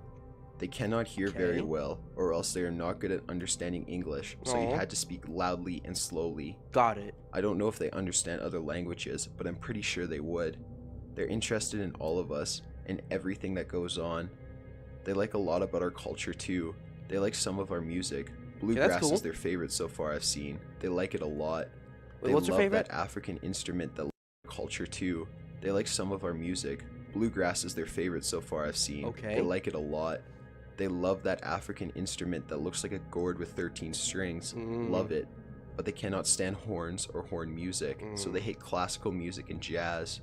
I think trumpets sort of sound like their language. It's a feeling that I get, but I've never been able to ask them. They've taken me up just about every 2 years, I'd say, since 1987, just about. Sometimes it's more often. I didn't go up at all between 1995 and 2000. They usually keep me for what feels like a day, but it turns out to only be about 4 hours, usually. The longest I've It's a stayed time with them was 3 dilation. weeks. During that time, they made me make phone calls and keep up appearances. They aren't really bad, well, I was gonna say people, but they're not really bad people or whatever. The two Alright. that I've got sort of close with told me to call them Jack and Gina. I don't know if they're male or female or if they even have different sexes, but I know that those aren't their real names. Everpeer's data Their management nicknames. platform unifies our data. Imagine aliens having nicknames, just human names. Could you imagine that? Papa Ooh, John's wants you to enjoy your Why is- favorite topping why on is a that large just a- original New York style crust for only Just the average YouTube PFP is just an orange background, which is a white P. Those are just names that they've told me. They will make contact with Earth on a wide scale in 2021. That's the year they'll land here or colonize or whatever. Well, 21 came and went, and nothing happened. This guy is delusional. Not exactly sure what their plan is. They don't seem evil or dangerous. Their planet is, so they've told me, a very long way away. They couldn't explain to me how far, they said, because it was too far for me to understand, and it was also too close to the side. I have no idea what that meant, but it always stuck with me. Home is too far away for you to understand, but also close to the side. We don't have anything that they want, so they've told me. So I don't really know why they've come here, or why they've taken so many of us up, or why they've gotten to be friends with me. They don't have any religion, and they don't need oxygen or water or trees or anything. I don't think. They don't eat people. I don't think they want to breed with us or genetically engineer us. I don't know That'd be what they weird. want. But they've been coming here for I guess at least 10 or 20,000 years. I'm not very good about history, or that upper Paleolithic and all that. But they've got videos of all sorts of stuff, and they showed me videos of Neanderthals and Chromagun, which were really just like us humans, except they all had black skin, way less diverse, and all sorts of other human-like things. And they've showed me videos of the pyramids being built and this huge stone building that I guess is lost somewhere or was destroyed because it was in Europe. I could tell from the video. They have Aliens video of went them everywhere. talking The with all aliens- the sorts of aliens went on people all vacation. throughout the history of Earth. They showed me some of them and asked me questions about them, but I couldn't The really aliens went on vacation. understand any of it because I only speak English, and even English from 200 or 300 years ago is so different that I could hardly understand it. So I told them that they probably knew more about it than I did. I was up 3 weeks ago. That was the last time, and I'm pretty sure that I'll go up in a couple of years, but I'm not sure after that. The whole program, or whatever they call, is going to change in July 2021. I think they said 8th, but it could also be 18th. I wasn't hearing very well. They weren't trying to intimidate me or even warn me, so I don't think we have anything to worry about. I hope they don't show videos that they took of me when they first started taking me up, because I was so scared and young, and they are embarrassing. Number 10. I was born and raised in a small town just outside of Topeka. My family wasn't Okay. rich, and we weren't poor either. We were average. One Saturday night, me and 2 of my friends were bored to death, so we decided to go smoke some weed. Unfortunately, we God. didn't have a very good spot Don't do that, by the way. Don't do that. That's bad for you. to do so we decided an old back road inside my friend's pickup truck would suffice. My best friend Greg was a master at rolling a joint. I mean, this guy was the Michael Jordan of rolling. Anyway, Greg rolled it and lit it, so by etiquette, Greg You got ain't to take cool. the first hit. He inhaled deeply, You held it ain't in for a cool. second, and exhaled. Smoke filled the cab of Andrew's truck. Andrew was my other friend we were with. We decided not to roll the windows down in order to hotbox. After 20 Okay. minutes, we were extremely baked. You're just we decided asking we should for let some the cab air consequences out by- and then go at that get some point. pizza, because that sounded amazing at the time. We rolled the windows What? down, and just as we did, a bright hot box. After 20 minutes, we were extremely baked. We decided we should let the cab air out and then go get some pizza, because that Okay. sounded amazing at the time. We rolled the windows down, and just as we did, a bright floodlight lit up. Greg started to freak out, and with good reason. We thought it was the cops, and none of us wanted to be arrested for drug use. Instead of driving law's law, and you did not abide by it. Away, we quickly talked it over and decided our best option would be for me and Greg to get out of the truck and run separate directions while Andrew drove away. On the count of 3, me and Greg jumped out and ran in opposite directions, but as soon as I stepped foot on the ground, the light turned off and it became pitch black. But I didn't stop running. I continued to run for a solid 2 minutes. I finally stopped. I was wheezing and coughing up a lot of smoke from the weed I had smoked earlier. Yeah, that's what it'll do to you. That's one of the reasons why it's bad. There are other terrible reasons why it's bad, but that's one of them. Figured I was safe, so I pulled out my phone to check where I was on Google Maps. When I pulled out my phone, it wouldn't turn on. I knew I had charged it, but nothing was happening until I pressed the power button. So I started to walk straight. I walked for about 30 minutes until I began to hear a loud sound. It sounded like a lawnmower, only a lot smoother, without the clicks and sputters of the blades. At first, I was convinced some old man was actually mowing his lawn at 12 at night because it became louder, and I began to realize it was something more malicious. The very second I realized I was in trouble, the exact floodlight I saw earlier was turned back on. At that point, I knew I was screwed. The police had found me. The lawnmower-like sound persisted and grew louder, and the sky began to shine brighter. I couldn't see the source of the light. I looked all around me and up in the sky. The sound became unbearably loud, and I put my hands over my ears, but it only got louder. A sharp ringing noise rang out, and I began to get tunnel vision. I couldn't stand up anymore, and I passed out. When I woke up, I was in a pitch-black room. At first it was silent, then I heard speaking. A soft and kind-sounding voice spoke. "That's very good," the voice said. "Sit down, stand up, stay in line, no more rules." Those words are still engraved in my mind to this day, but do not haunt like the words he spoke after. His kind and soft voice turned loud and angry. "You can't understand, you just can't!" The room was still black, but my eyes were adjusting to the dark. I couldn't move from the table I was laying on, but I wasn't strapped down by anything. I turned my head to the right and saw a white glowing circle. When I looked to the left, I saw a face. No body, no head, only a face. He spoke one final time. This time, I'm sure it was directly to me. "I am the creator. You are the creation. Don't be afraid. Be aware." He spoke all of this without moving his mouth. The lights came back on and I passed out again. I tried my best to stay awake, but I couldn't. When I woke up, I was laying in an open field. The sun was just coming up. I was crying, confused, and scared. That 100% had to be a trip. Cause after all of that smoking, that had to be a trip. Ain't no way that happened. That had to be a 100% a trip. Again, 50-50%, but still, I'm believing it's a trip, 100%. No one would believe me, and I didn't believe it myself. I walked until I found a small town and used a payphone to call my friends. To this day, I haven't told anyone. My friends haven't mentioned that night since.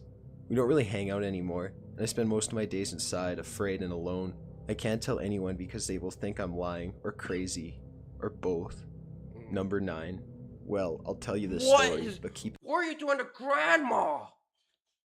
Leave Grandma alone! Golly. Number 9. Well, I'll tell you this story, but keep in mind I'm an atheist, so I give no credence to spiritual beings or anything of that sort. So I'm sleeping on my father's futon in his living room. We lived in a double-wide trailer. Yeah, I know, trailer park abduction stories, and that was basically my room. It was really loud outside due to the cicadas and general summertime bug noises, and I was having a really difficult time falling asleep. I felt like the AC wasn't working at all, but it's definitely blasting ice-cold air out. My room is getting warmer and warmer though. I start to sweat pretty bad, so I kick off the covers and I'm just laying there staring at the ceiling when the noise stops. I don't mean the bugs stop making noise, I mean I go deaf. I sit up and call for my dad, but I don't even hear my own voice. It's so freaking hot in this room. I start to think I should go wake my dad up, but I can't move. I'm sitting up with my back against the futon, and I want to stand up, but I'm afraid to. I'm just terrified, and I don't know why, so I sit there staring into the dark. Suddenly, I think the door opens. I can't see it, I can't hear it, but I felt it in my feet. I know what that feeling is. Sweet cravings. Okay, midday rewards. Late night treats. For ice cream parfaits, ice cream floats, That's good cream looking smoothies. I'm not gonna lie. Wawa's your all-day treat destination. I'm sitting there staring into pitch black nothing, hoping that it's all in my head. The that alien! It's just a bad dream. That's when I feel it, like one giant hand wrapping over my chest and yanking me off the futon. My hearing comes back and I'm screaming at the top of my lungs. My father is shaking me awake and I'm halfway outside our door. Neighbors come out, police got called, but no explanation as to what happened. I had the bruise the size of a pumpkin on my chest for a few weeks that no one could explain. To this day, I have no idea what was real or what was just a dream. I have no idea what I could have done to cause such a bruise and that fear. I've never felt the same way before or since. I just couldn't move. Anyways, that's my story. Number 8. Well, here goes. I guess Why does he have a whatever that is on his head? What's is he being probed? Consider myself an abducted. Oh, or is that girl? Is she being probed? As a child, I had experiences of being abducted. I would lie awake in my bed all night in a state of hypervigilance, trying to observe the bedroom door, closet door, windows, and walls around me all at once until I exhausted myself to sleep. I have various memories of the little gray aliens grabbing me by the wrist to lead me around places outside of my bedroom. Wherever they took me, nothing resembling a ship or anything like that, just a plain room. Counting my spine, they would run their fingers up each vertebrae on my back. Into my child's mind, they were counting them, entering my room through the walls and so on. I'm terribly afraid of needles, and I'm always worried that the nurse is going to touch the bone of my arm with the needle. The small gray ones are as tall as toddlers, 3 feet I suppose, classic gray, large heads, big insect eyes. Their torso and limbs are very slender, and you have difficulty figuring out how they stand up and walk upright carrying that large head. Their fingers are very long, Goofy and the aliens. long fingers and eyes are the creepiest things about them. I Being can with imagine. them is like being in the same room as a very creepy doll or mannequin, except they move around and are alive. They have a very disturbing vibe about them. Their skin is gray and seems not to be flesh. It looks like it's made out of construction putty or something like that. They have no wrinkles or musculature. Their skin doesn't wrinkle when they move, and you can't see muscles flexing or anything like that. They don't seem to have personality or will. They're just like drones or something. I imagine that they probably stand in a closet when they are not working, but they seem to be organic. They are not machines or robots. That skin and those eyes are real skin and eyes, not a spacesuit or helmet.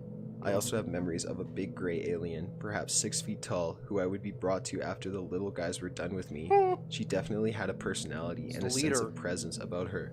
Her skin seemed to have more features. She wasn't just putty like the other guys. I don't know how I thought she was female, but perhaps her features were more slender. She would look into my eyes with her large eyes, and she could see all of my thoughts. I could sense her in my head. She would say things to me, clearly as an attempt to get me to believe them or to buy into them. I could recognize them as not being my thoughts, but she didn't seem to care. Trying to push against her will is like trying to push a car in neutral when it's coming down an incline. The car pushes you instead. Having her in my mind is a very disempowering experience, and I would almost liken it to rape, but I don't know what rape What's the queen alien doing? is really like, and I imagine it's way worse. But I'm trying to give you an idea of what it's like. It's not cool or fun at all. Someone else in your innermost sanctum, your own mind and thoughts, and you didn't invite them. You don't want them there, and they aren't just doing whatever the hell they want. Someone else in your innermost sanctum, your own mind and thoughts, and you didn't invite them. You don't want them there, and they're doing whatever the hell they want. And sometimes, she told me telepathically, don't make too much trash, or people will get sick, and stop cutting down so many trees. She also told me, we are very grateful for your help. You're a big help to us in our project, and don't tell other people about us, because they can't see us, and they will only get upset. She tried to make me feel positive about being there, but I wasn't having any of it. I only wanted them to take me back home. I had no idea where I was. It's like when you're a kid and a teacher tries to encourage you to do something for yourself that you don't want to do, like sweeping the floor or picking up after yourself. You did a great job sweeping. You're such a big help. You don't give a shit about helping the teacher, and you just want to go and play or whatever. Well, I don't care what the big one was saying. I just wanted to go home. They never told me any secrets of the universe, and I never had any hybrid or non-gray experience. They never told me any secrets of the universe, and I've never had any hybrid alien or non-gray experience. For what it's worth, I've had sleep paralysis experiences, and to me, these are different. Just like a dream is different from a nightmare, and the nightmare is different from sleep paralysis. In sleep paralysis, I have a dream or nightmare about a physical presence that is hostile or angry and is restraining me or physically accosting me. I panic for a few minutes, find that I can't move, and then I jerk myself awake. Once I'm awake, it fades away quickly, just like a nightmare becomes not so real when you wake up. With alien abductions, I don't find myself knowing that they've happened. I just wake up feeling like complete shit, maybe several days in a row, and I might have daydreams about aliens or remembering scenes from alien abduction shows.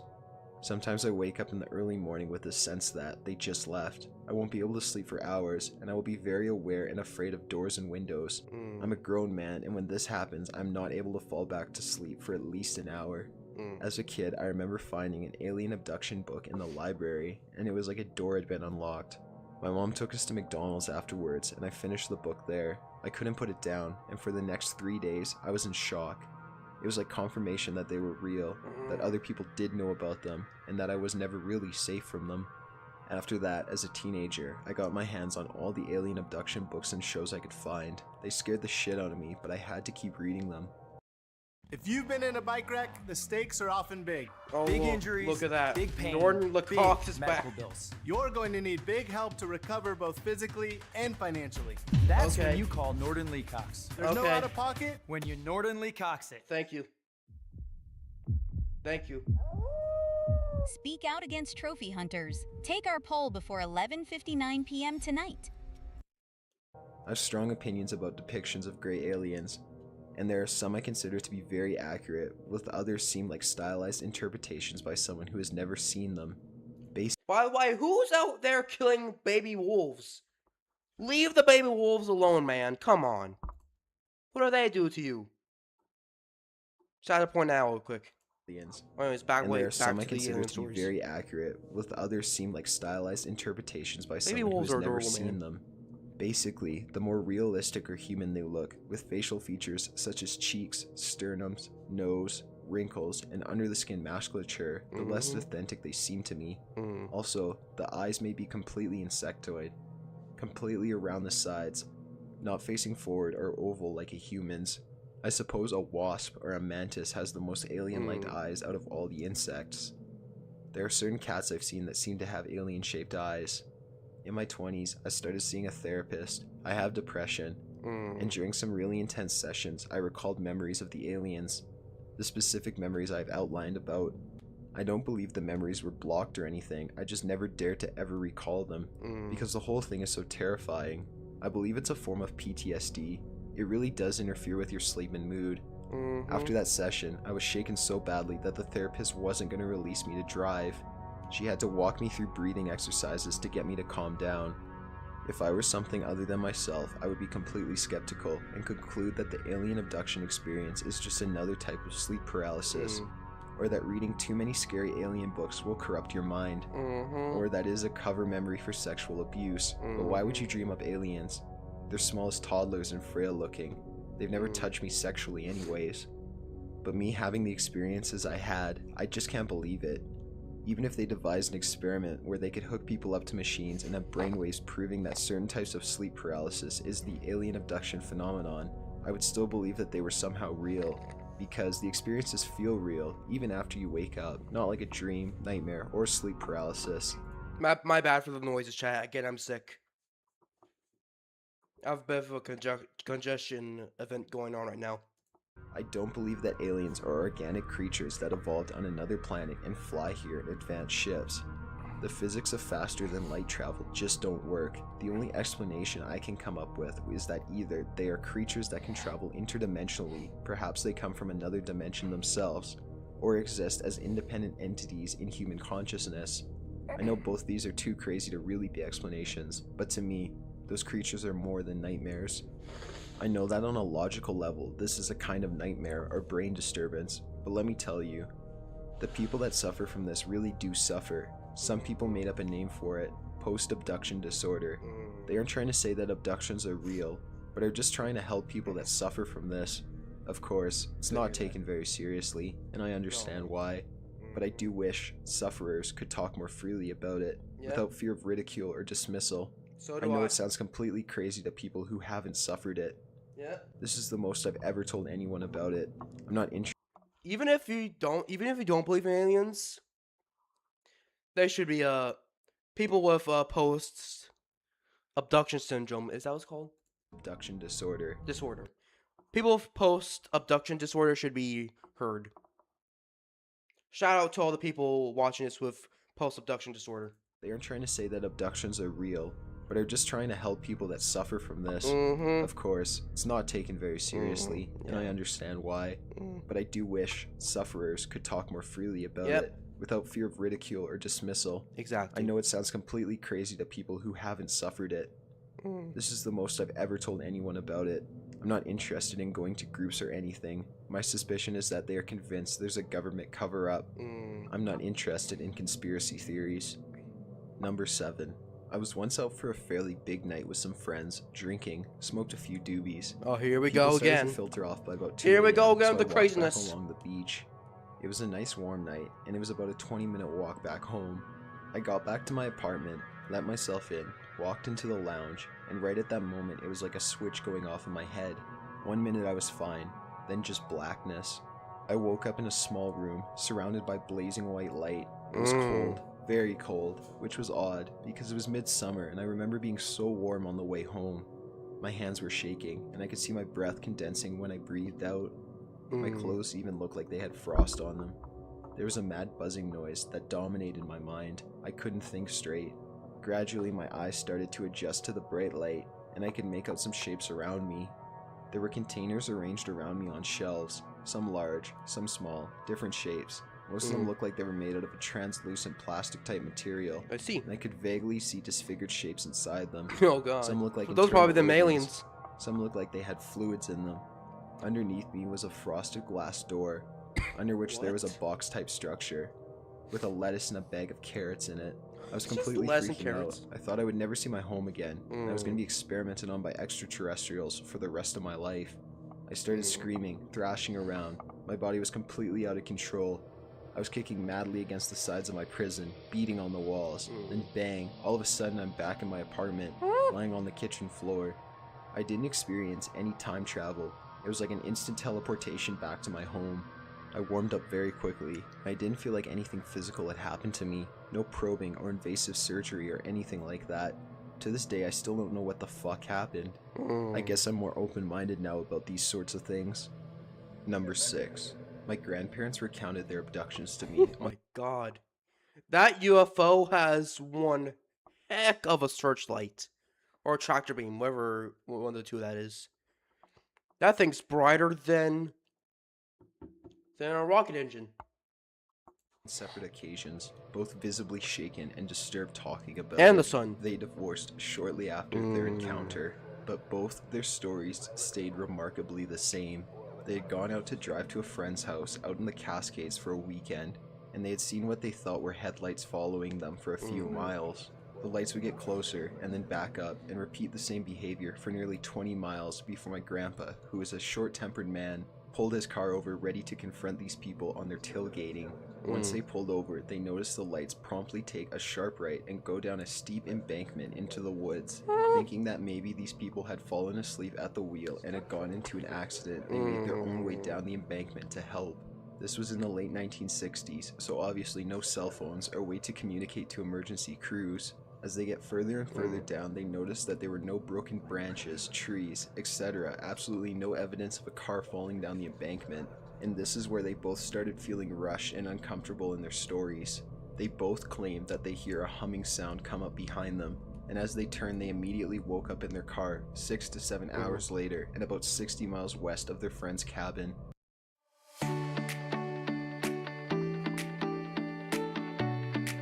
Hospital ad. W. John Ververis from cardiology. Neither has any recollection of how they got so far off track, and they don't remember getting back into their car, and they both felt very confused and ill. They almost wiped their minds once more. Hospital, and both had evidence of internal injuries that they were nearly identical to one another. 2 broken ribs, tinnitus in the right ear, and uneven pupils despite having no evidence of head trauma. That's all they told me, and then would cut off the conversation after that. It's plausible that maybe they had some sort of natural phenomena that caused a lapse in time, injuries, and general confusion, but both claim that it was something other-worldly and unexplainable, so who knows? Number 5. I can't say I truly— Look at that alien! Why does it look so mad?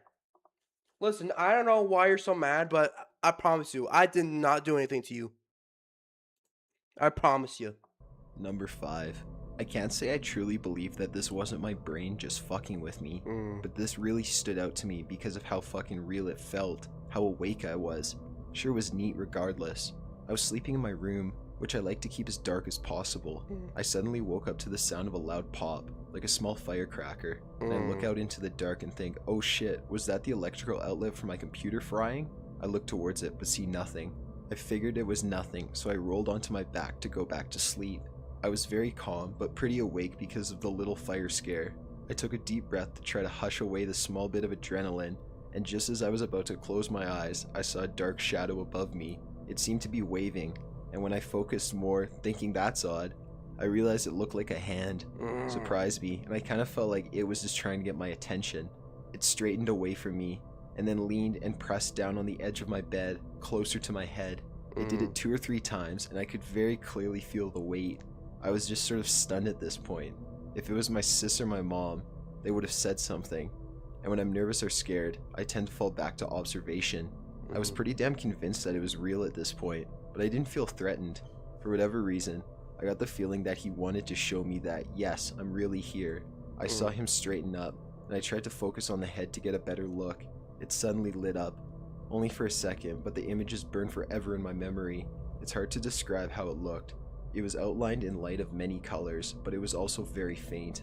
Greens, yellows, blues, reds, purples, all swirled together simultaneously, mixed all together yet very separate somehow. The brightness, I could relate to a glow-in-the-dark star sticker. Bright enough to see very clearly, but not so bright as to make me squint. He looked a bit like a reptile, sorta akin to a raptor, but with a larger, rounder skull. A strong bow ridge, and there were circle-type bunches all over his body, which I assumed were scales. His face was turned so I saw a clear profile. It looked like he was wearing a loose, simple shirt of some kind, and he held something like a clipboard in one arm, and the other was held up to it, as if he was writing on it. But what I was looking at directly, and what I remember most of all, was his eye. He's taking some notes on how the humans work. And what I remember most of all was his eye, that large, unforgettable eye. Circular pupil that was open somehow wide. Large colored iris, almost cartoony in how simple it looked compared to the rest of him. I guess it felt so warm and personable, but it looked a little sad, and maybe a little stern. I tried many times to draw it, but failed to get the nuance just right. The light that was outlined him flashed up so quickly and with so much detail that I felt a bit overwhelmed, and it was gone just as quickly. I hadn't tried to move or speak, so I can't say if I was able to do so. I could add even more ridiculous amounts of detail explaining this experience, but most of all I've left out is all very small and essentially meaningless. The craziest thing is that several months later, we noticed that a hawk caught a bird in our front lawn. We both thought it was really neat, so we watched it and tried to take pictures and such. When it flew back up to a tree, I watched it for a while longer, but then I saw its eye clearly, and it looked exactly like his eye. I mean fucking spot on. That weirded me out a tad, but it was still neat. For anyone vaguely curious, the eye looked most closely to this, but with a slightly heavier brow like this. I'll never forget it. Number 4. I remember going outside of my house because I could see an amazing light show through the window. It looked like red, white, and blue LED lights like the ones you get at Chuck E. Cheese, but extremely bright and lighting up my entire house. As I go outside, I see a huge saucer-shaped craft spinning incredibly fast, but somehow I was the only one outside that night witnessing this incredible sight. I had somehow lost all my senses except my vision because I couldn't feel or smell anything in those moments, as I was sure it was a freezing winter night. And living on a dirt road, I was used to the smell of dust in the air. Anyways, it was spinning so fast that it was somehow liquefying but remaining perfectly intact in a saucer-like shape. I then saw a white flash of light and was somehow transported to my high school Ramada. I was living in Mexico at the time and would go to school in Arizona, so you can imagine that. The aliens didn't want you to be late. Your mom gave the aliens responsibility to take you to school that time. just didn't sleep. Yo, W aliens. I was laid out on one of the many dozen tables that were located there underneath Never mind. Sounds like they're gonna do some experimenting on them. Huge metal roof that stands on top of it. I couldn't move, and I was bare-chested and was having difficulty breathing. I couldn't smell or hear or feel anything. Next to the tables is the soccer and football field, and there in the middle of the field I could see the craft had stopped spinning and was somehow grounded and not making any movement or emitting any lights anymore. Immediately after that I was surrounded by, I kid you not, what everyone recognizes as gray aliens. They were so tall and horrifying, I tried and tried to scream, but nothing would come out. I was paralyzed with fear, but I could sense my screams inside my chest. I have never been so frightened in my life. All I recall was them surrounding me and just staring into my eyes. Those diagonal black slits that we're so used to seeing. They all had different colored uniforms that were made out of some crazy reflective material that I've never seen before. That's all I remember about that night. I then closed my eyes and found myself standing in the exact same place where I witnessed the red, white, and blue lights. I began to cry and went to sleep and never told a soul about that night. Number 3. I was about 8 years old when I had the worst nightmare of my life. I was lying in bed when a dark figure climbed through my bedroom window. I was a master of pretending to be asleep. The perks just couldn't be overlooked. Missing CCD, mass, and getting carried in from long car rides and tucked in. I wasn't oh always lord, here we go with the ads But again. thanks to Purdue Global, I got my literal dream job. W. 3 years ago, I didn't have a degree. I liked my job. I just hit a ceiling. I needed the credentials. I never thought college was my thing. Getting a degree backed by the power of Purdue. Hey, boss. But going to class from wherever. Don't you know it's a hassle to get an ad? Never. W. So Purdue. nothing is stopping me. Nothing keeping me from my dream job. This is my comeback. Start yours today. W. Purdue at Purdue. Global. So I did the same as I was carried through my window. It felt so surreal. At this point I realized it was a dream. Eyes still closed. I had the only sensation of ascension. I felt myself stop and opened my eyes to a dark room with reddish lights. I can't properly describe it as it was long ago, in a dreamy state, and plus it was just otherworldly. I felt a soft pinch on the back of my left hand and on the front of my right. Next thing I knew, I was back in bed with the uncontrollable urge to cry. I ran downstairs to my babysitter and just cried in her arms. She did the classic, it was just a dream, and obviously I believed it. It wasn't until next morning I noticed the scarring on the back of my left hand, as well as the noticeable metal about the size of a small ball bearing under the skin of my right palm. The next few years the metal would often cause my skin to bubble up around it, cause warts, set off metal detectors, and confound every doctor I went to. It was noticeably more irritable in places like church, airports, and next to circuit breakers. I never got it removed because I was scared of the anesthetic, and I kinda liked feeling different having it there. 5 years after the incident, the metal fell out on its own, and now my skin is just slightly grayed there.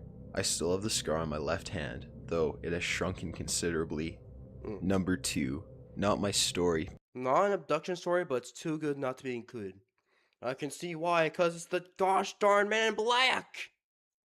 About my dad's. As a consequence of this not Do you being want to my know a story... fun fact about the Men in Black?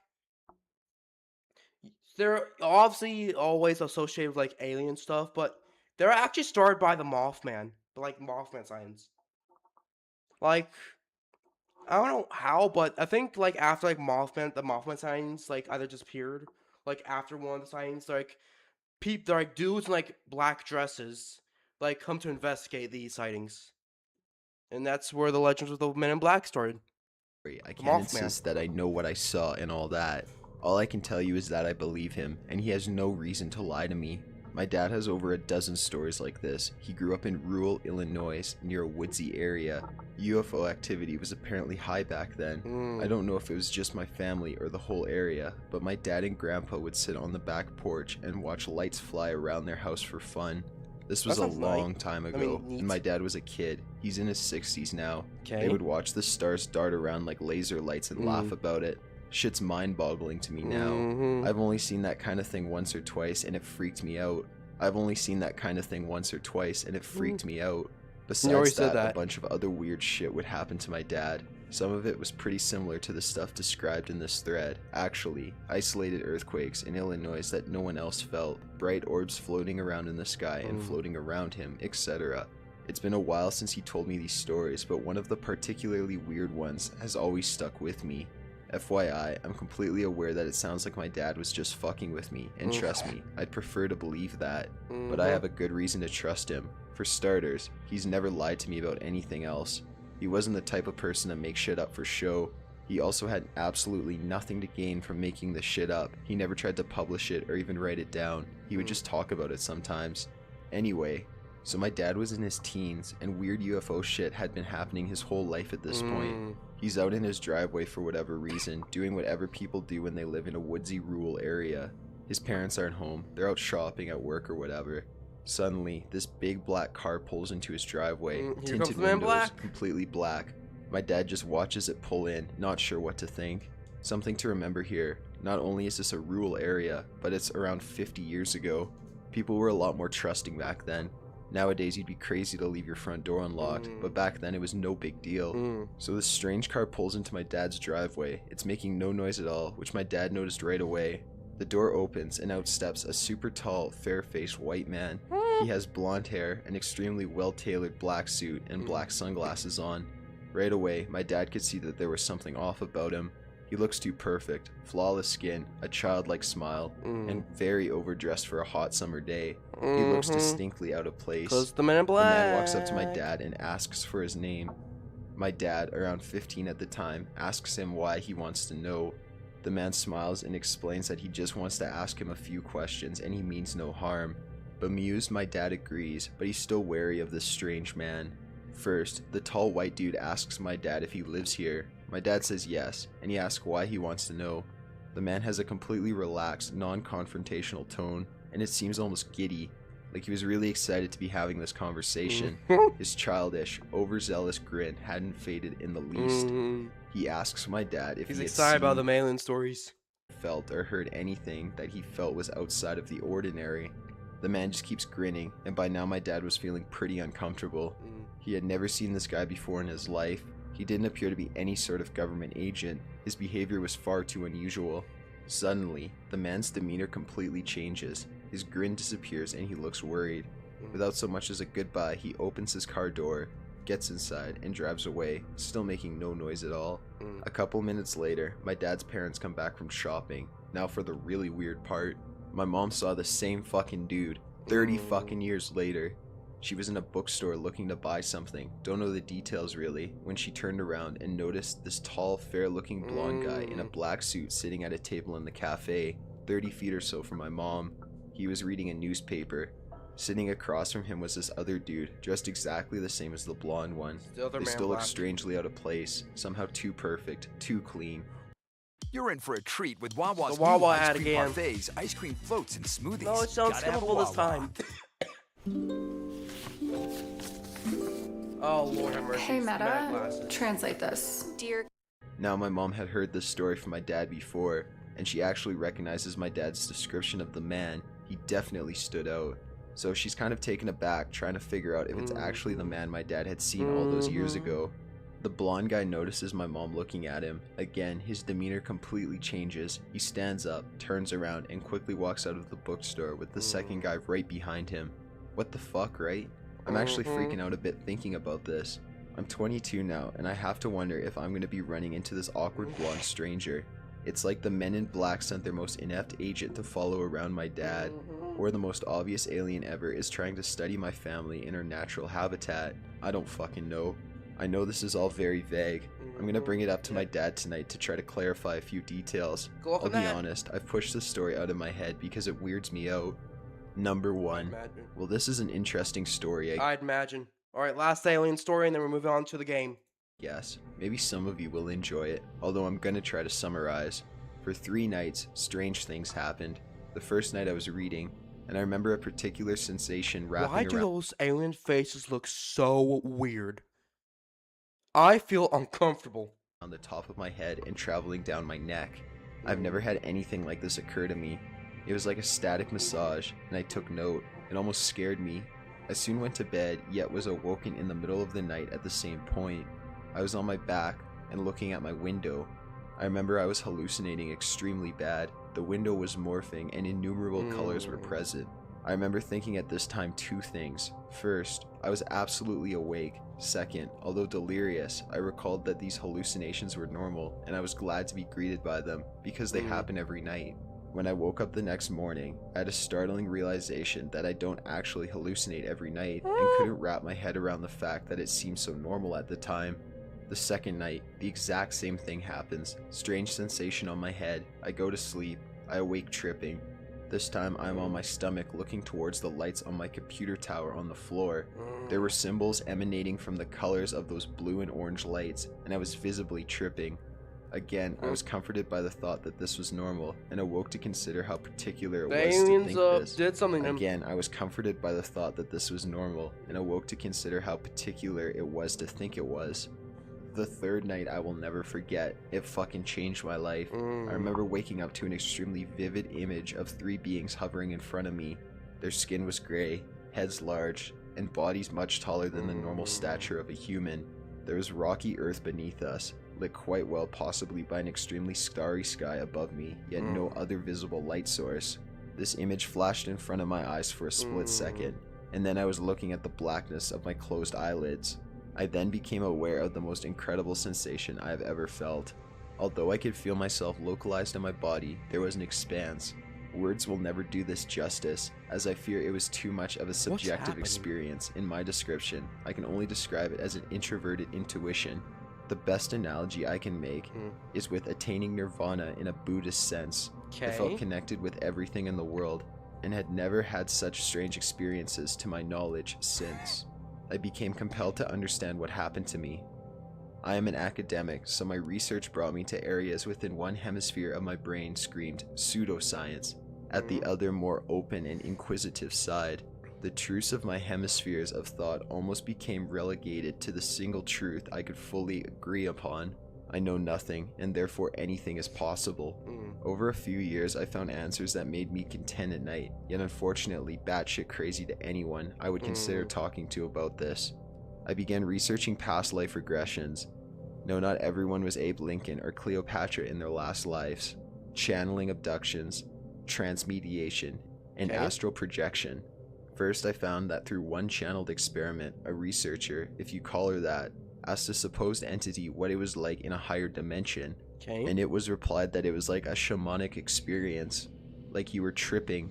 Second, through another book on channeling, an extremely advanced race was contacted, and they were asked how they can contact individuals on Earth. It was suggested that not all abductions are physical encounters, and not all abductions or otherwise are bad. I now consider my experience took place in a dream state, and that it was a damn good experience. Apparently, this group of extraterrestrials, if I am to consider the validity of this text, contacts individuals to guide their purpose in life, as they are not originally of Earth origin. Well, fuck. This makes sense to me, I suppose. I know something extreme happened to me in those 3 nights. I am reminded of the movie Contact with Jodie Foster, and I wonder when the scientific actualization of our race will further fuck with our paradigms.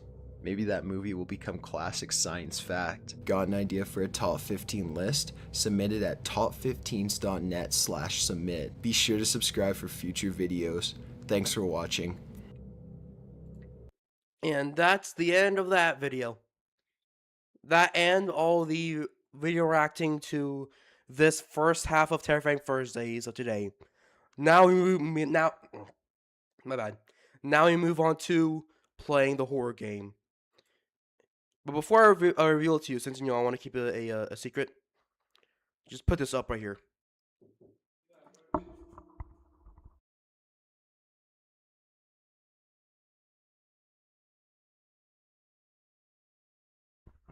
Sorry. Just had to say goodnight to my dad real quick. Alright, anyways. I'm gonna go. Stay real quick, right? Alright, now I'm gonna reveal it to you now. But first, let me ask you a question. Would you like to spend 5 nights... Oh. Alright. Chat, would you like to spend 5 nights at Freddy's with me? Would you? That's right, we're playing 5 Nights at Freddy's tonight.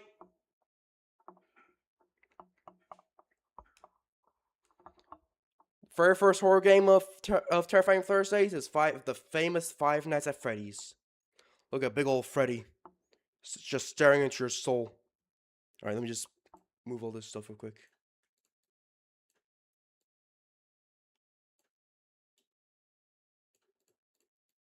All right. There we go. All right.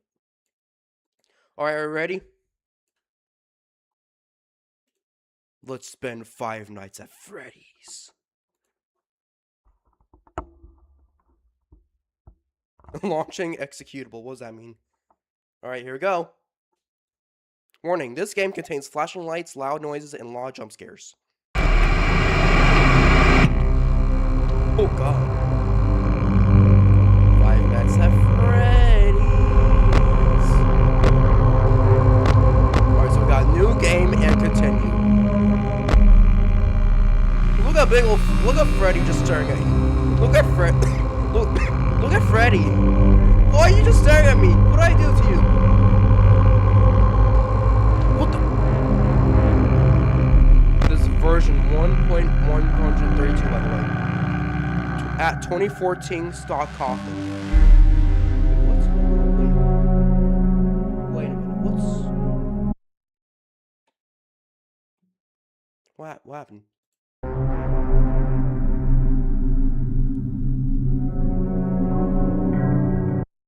Hold on, something's going on.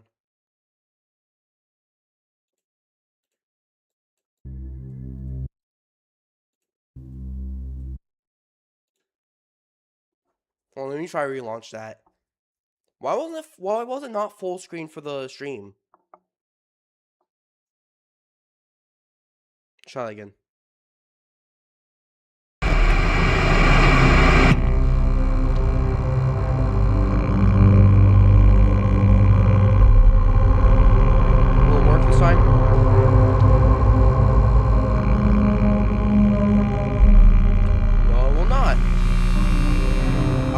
What's happening? But something's happening.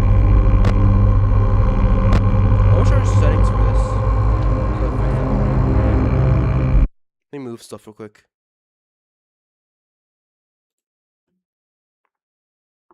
If that's gonna be what's gonna happen. Alright, I'm just gonna. Alright,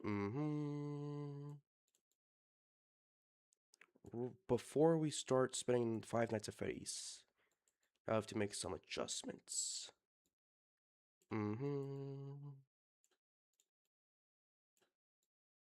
Alright, there you go. Now we're ready.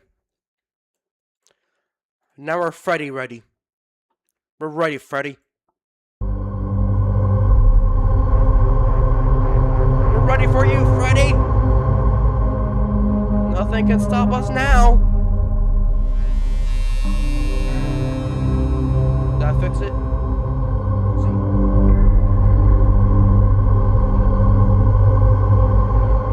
Yeah, we're good now. I know it's weird, but it's gonna have to be like that, unfortunately. Alright, new game. Help wanted. Freddy Fazbear's Pizza. Family pizzeria looking for a security guard to work at the night shift. From 12 a.m. to 6 a.m. 12 a.m. First night. Lock in. Alright. Who's that? Where's the phone? Where's the phone? Where's the phone? Oh, never mind. Hello? Hello? Hello? Yeah, this I wanted to record a message for you to help you get settled in on your first night. Thank you. I actually worked in that office before you. I'm finishing up my last week now, as a matter of fact, so... Good here. I know it can be a bit overwhelming, but I'm here to tell you there's nothing to worry about. You'll be fine. So let's just focus on getting you through your first week, okay? Let's see. First, there's an introductory greeting from the company that I'm supposed to read. It's kind of a legal thing, you know. Welcome to Freddy Fazbear's Pizza, a magical place for kids and grown-ups alike, where fantasy and fun come to life. Yay! Fazbear Entertainment is not responsible for damage to property or person. Upon discovering that damage or death has occurred, a missing person report will be filed within 90 days or as soon as property and premises have been thoroughly cleaned and bleached and the carpets have been replaced. Blah, blah, blah. Now, that might sound bad, I know, but there's really nothing to worry about. Good here. The animatronic characters here do get a bit quirky at night, but do I blame them? No. If I were forced to sing those same stupid songs for 20 years and I never got a bath, I'd probably be a bit irritable at night too. Well, if you ain't worried about them, I ain't. These characters hold a special place in the hearts of children, and we need to show them a little respect, right? Yep. Okay. So just be aware, the characters do tend to wander a bit. They're left in some kind of free roaming mode at night. What? Something about their servos locking up if they get turned off for too long. They used to be allowed to walk around during the day too, but then there was the bite of 87. What? Yeah. It's amazing that the human body can live without the frontal lobe. Oh, the famous bite of 87. Now, concerning your safety, the only real risk to you as a night watchman here, if any, is the fact that these characters, if they happen to see you after hours, probably won't recognize you as a person. Okay. They'll most likely see you as a metal endoskeleton without its costume on. Now, since that's against the rules here at Freddy Fazbear's Pizza, they'll probably try to forcefully stuff you inside a Freddy Fazbear suit. Well, that's not nice. Now, that wouldn't be so bad if the suits themselves weren't filled with cross beams, wires, and animatronic devices, especially around the facial area. So you can imagine how having your head forcefully pressed inside one of those could cause a bit of discomfort. Yep. And death. It's already 2 a.m. The only parts of you that would likely see the light already 2 a.m. eyeballs and teeth that pop out the front of the mask. Yeah, they don't tell you these things when you sign up. But hey, first station of the breeze. I'll chat with you tomorrow. All right. Check those cameras and remember to close the doors only if absolutely necessary. Okay. Gotta conserve power. All right. Good night. All right. Good night. All right. Look, we got Bonnie, Chica, Freddy, the famous trio. Oh, there's the dining hall. Who's that?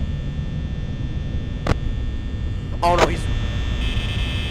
Where did Bonnie go? Bonnie, where are you? Bonnie, this ain't funny. Okay, I'm actually getting pretty scared right now.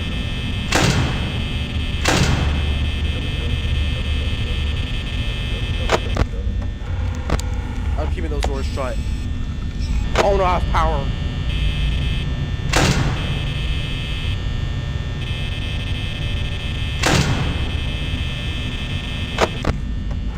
Wait, where did Bonnie go?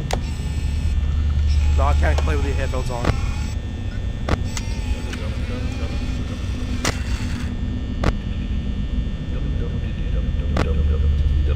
Sorry, out of order. Oh man, I really want to see that one. That's obvious. That was obviously Foxy, by the way. Where did Bonnie go? No, this is actually way more frightening than how the video games depicted to be. I mean, how the video is depicted.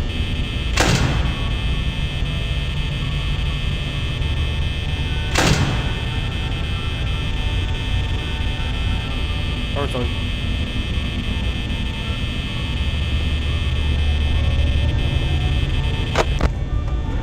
Oh no, Chica's gone too.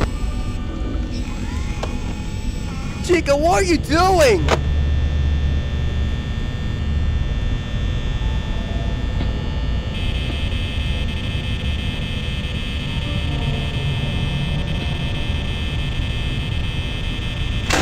I feel uncomfortable right now.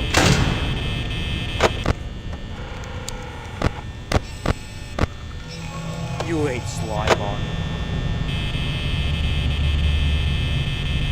Is he gone? He's just looking at me. Come on, Bonnie, I'm running out of power. Okay, at least it's almost 6 a.m.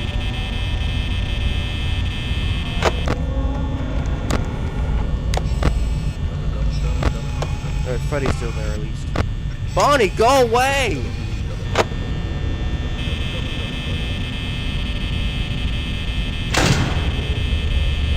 I relieve some power usage.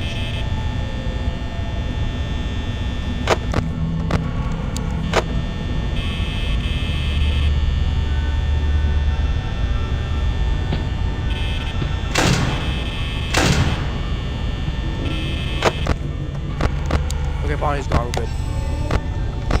Bonnie's not back. Oh god, Foxy's out. I feel distressed. Oh god. Bonnie, get away from me! What's Chica doing?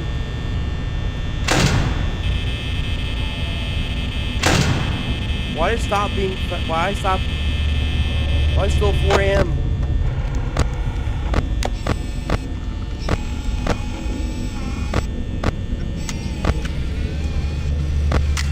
What was that? I'm actually very scared right now.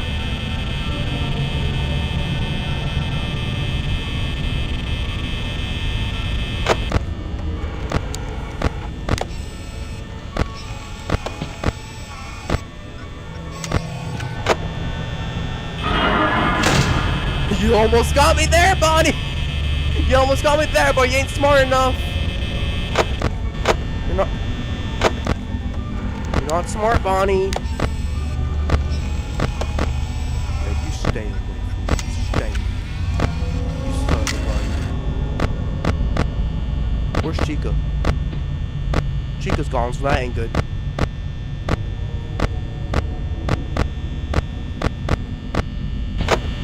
Oh no, we have 2% power left. Come on, it's almost 6 a.m. Come on.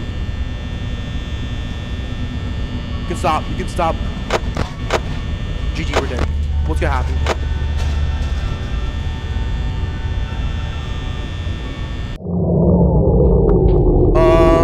What's going on? I know I shouldn't have wasted that much power. Hello? Anybody there? Freddy? Freddy, listen to me. Oh my goodness! Freddy thought he could get me! Freddy thought he could get me and he still lost. Alright, second night. Alright, so second night we gotta be very careful with power next time.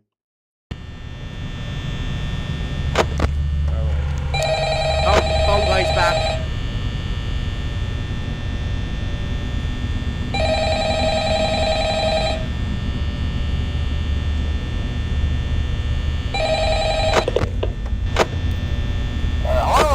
Hello? What's up? Well, if you're hearing this and you made it to day 2, congrats. I won't talk quite as long this time since Freddy and his friends tend to become more active as the week progresses. It might be a good idea to peek at those cameras while I talk, just to make sure everyone's in their proper place, you know. Yeah. Interestingly enough, Freddy himself doesn't come off stage very often. Really? Oh, he becomes a lot more active in the dark, though. So, hey, I guess that's one more reason not to run out of power, right? Yep. I also want to emphasize the importance of using your door lights. There are blind spots in your camera views. Okay. And those blind spots happen to be right outside your doors. Good. So if you can't find something or someone on your cameras, be sure to check the door lights. You might only have a few seconds to react. Not that you would be in any danger, of course. I'm not implying that. Also, check on the curtain in Pirate Cove from time to time. The character in there seems unique in that he becomes more active if the cameras remain off for long periods of time. Is he I guess he doesn't like being watched. I don't know. Anyway, I'm sure you have everything under control. Talk to you soon. Alright, you too. GG, we're dying tonight. Bonnie's gonna get me. right there. Well, it was good while it lasted.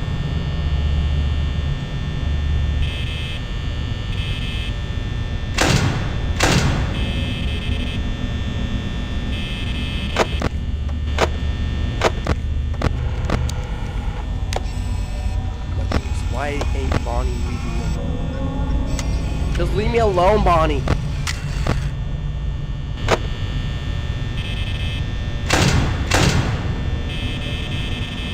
Come on, just get it over with. Like I beg you, just get it over with.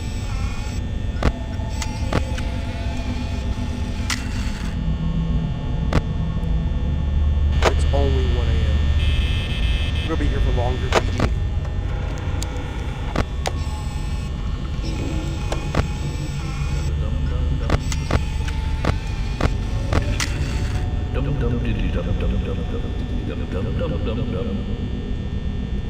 He's very talented, not gonna lie. Bonnie. Bonnie. Bonnie, that's enough.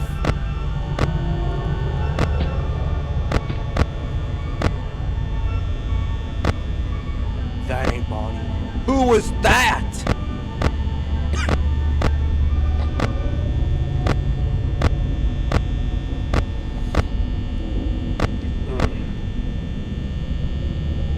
Hey, Bonnie.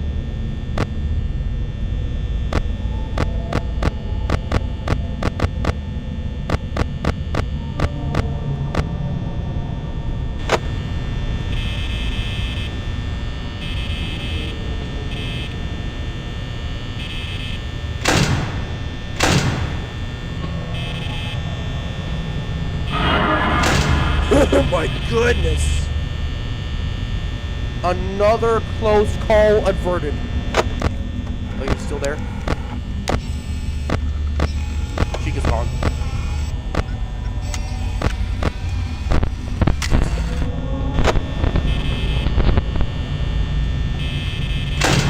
Alright, Bonnie's gone at least.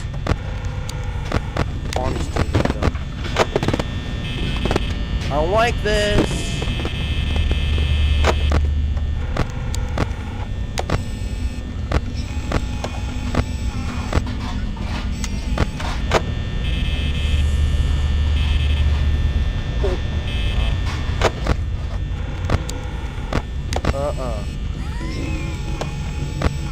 The same goofy look.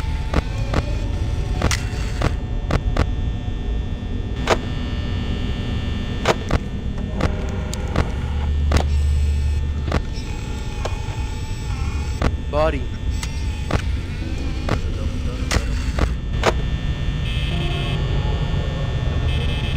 Oh, I don't like this game. This game's scaring me.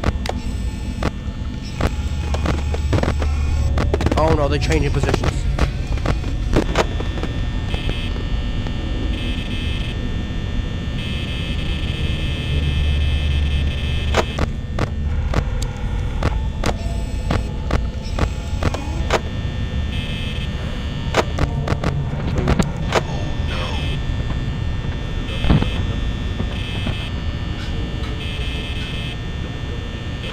Alright, now I'm starting to see why Queso hates Bonnie. He only hates toy Bonnie, not just normal Bonnie, but still. I'm scared.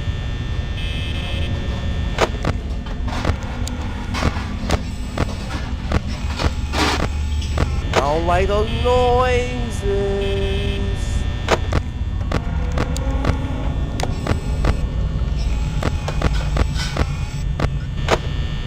I'm about to just quit and just work at nighttime security at Disney World. At least the Disco Yeti won't try to kill me.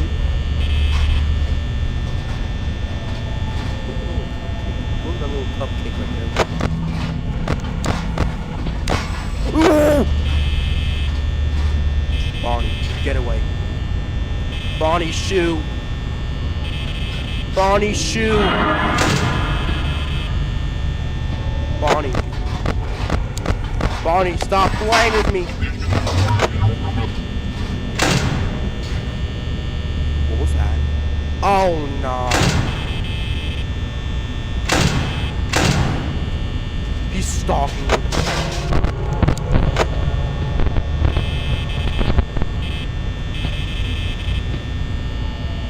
Bonnie, get away. Still there? Now it's Chica. Okay, Bonnie's gone. Now all we have to worry about is Chica. Because she's nearby. Chica, stop. I'm at 11% power. My palms are literally sweating.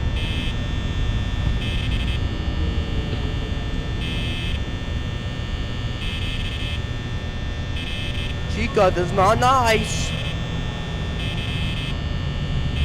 Imagine just getting jump scared by Bonnie.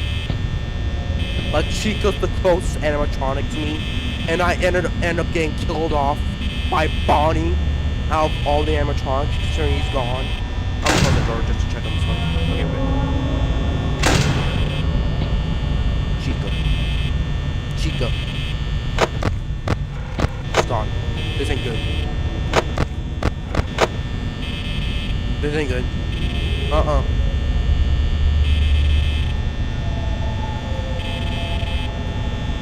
We're almost at 6 a.m. Come on.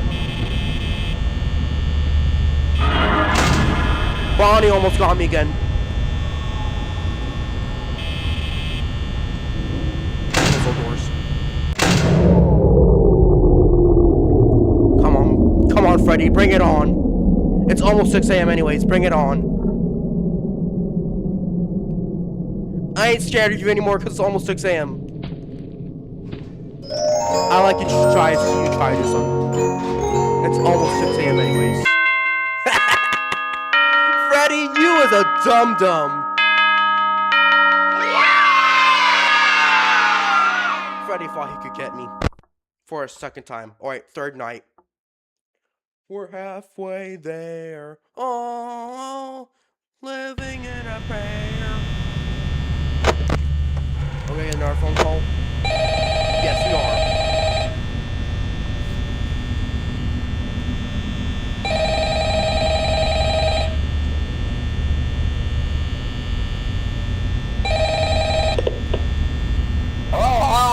Hello. Hey, you're doing great. Thank you. Most people don't last this long. I mean, you know, they usually move on to other things by now. I'm not implying that they died. That's not what I meant. I think that's anyway, I better not take up too by much the of way. your time. Things are getting real tonight. Hey, listen, I had an idea. If you happen to get caught and want to avoid getting stuffed into a Freddy suit, try playing dead. You know, go limp. Then there's a chance that maybe they'll think that you're an empty costume instead. Phone guy? Then again, if they think you're I don't think that's gonna work. Stuff a mental skeleton in. Chica's literally staring into my soul. Yeah, never mind. Scratch that. It's best just not to get caught. Okay, I'll animatronics. See you on the flip side. I don't like it when it does that. I don't like it when it changes positions. They be trolling with me. Where are you? Oh no.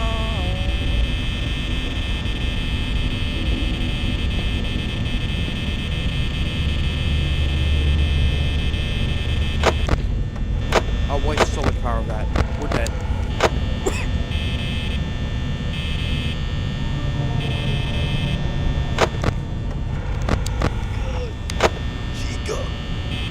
Chica, get away. What are you doing?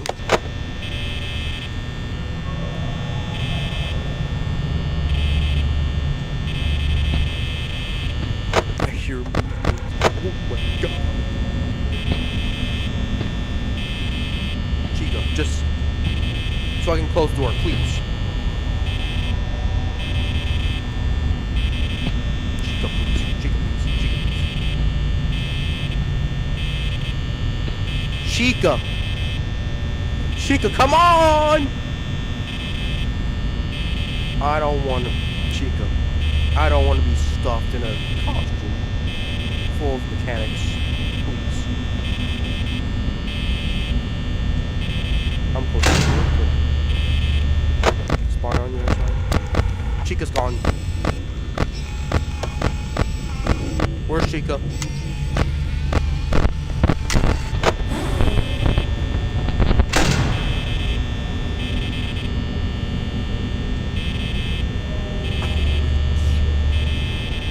Chica, please.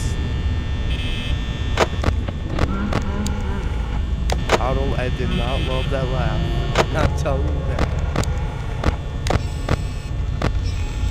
Foxy, not you two. Bonnie's and Freddy's gone. We're dead.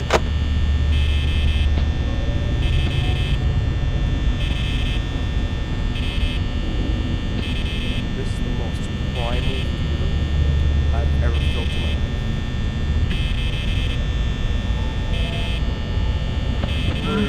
life.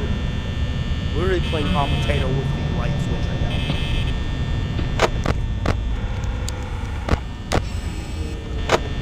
Chica, quit playing.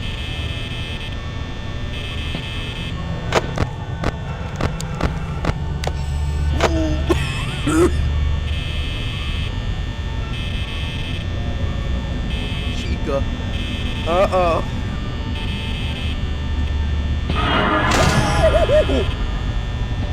Oh, Chica ain't smart as well. Alright, she gone. No, Chica! That face is hilarious, by the way. He's just staring at me with mouth wide open. Chica, let's eat. What, my face? Eat my face off? Not today, girl, not today. You stay away from me. Alright, she gone. Not really though. Ooh, Chica's playing with my emotions right now. Specifically my fear-giving emotions. Fox is just staying as pirate code.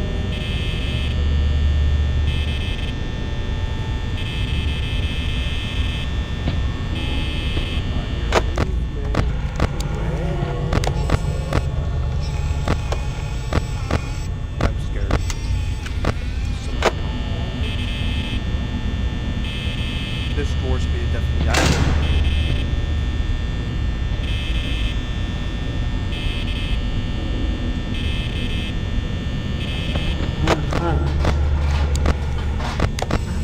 What is that noise? Fox is out! Doesn't Foxy run? Doesn't he run?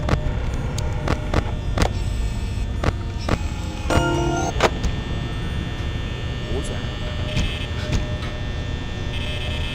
Oh no. Oh no. Oh no. I don't like it.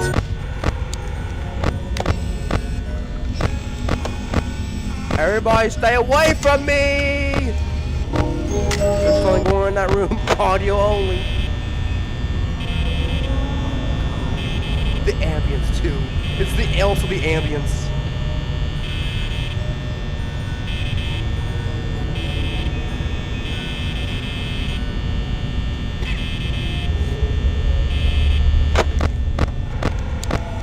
Fox is still there. Good. Oh no, Chica. Stop.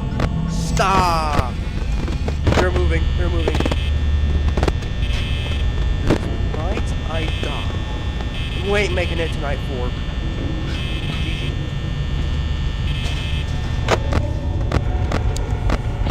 Chica's gone.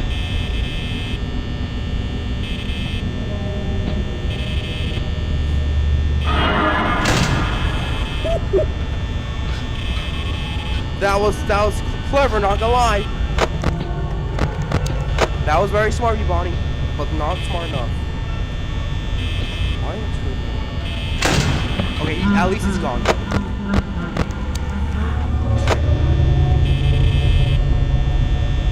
It's not even 5 a.m. and we're at 13% power.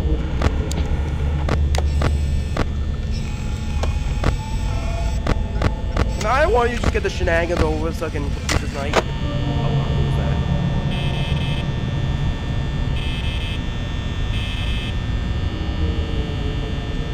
Yo, Chat, is there any way I can call the cops on these animatronics? Who was that? Who's there? Yo, who's there? Was that Freddy? It looked like Freddy. Freddy, I am at 5% left. Wait, power. Leave me alone! It's 5 a.m.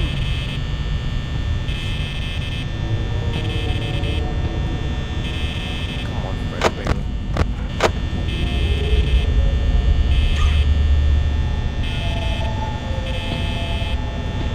I'm risking it, I'm risking it.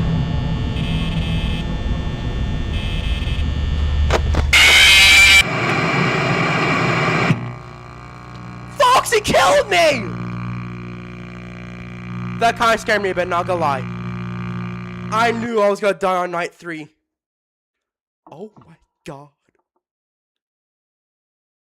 What happened to my eyes? Okay, let's try that again. Alright, at least it brings you back to where you left off. That was very nice of Scott Cawthon. Out of all animatronics, I did not expect Foxy to be the one to kill me off. Alright. Let's reset this.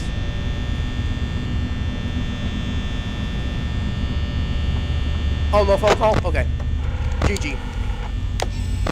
We're already starting off. This is a good game though, not gonna lie.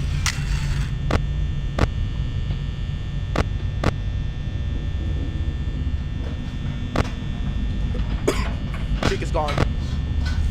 Chica,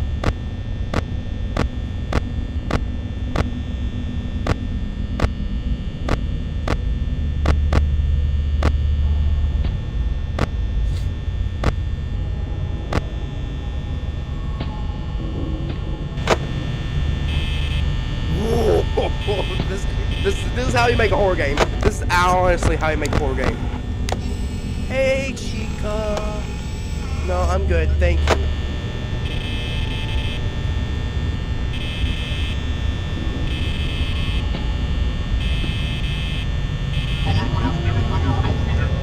What the?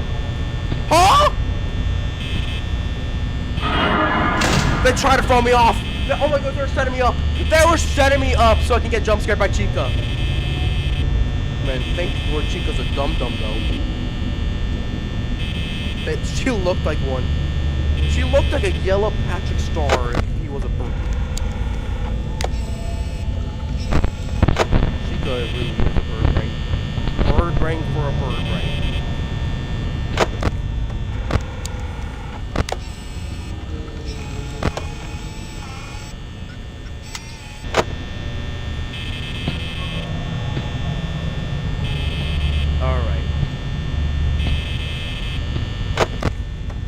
Fox is out. That ain't good. I'm saying this one. It's only 1 a.m. Just let me beat the game. Where'd she go? Chica's the new Bonnie. Chica's the new Bonnie.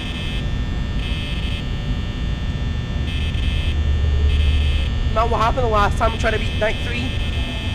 Freddy set me up to get jump scared by Foxy.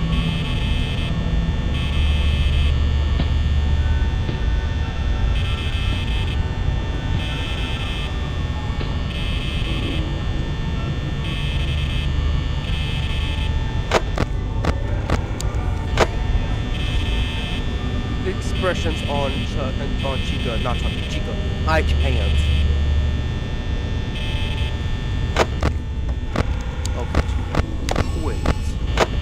You ain't tough anymore.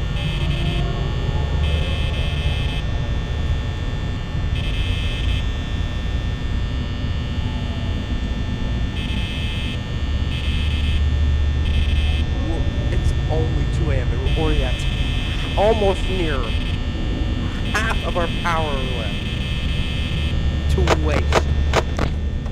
Okay. Good, I thought.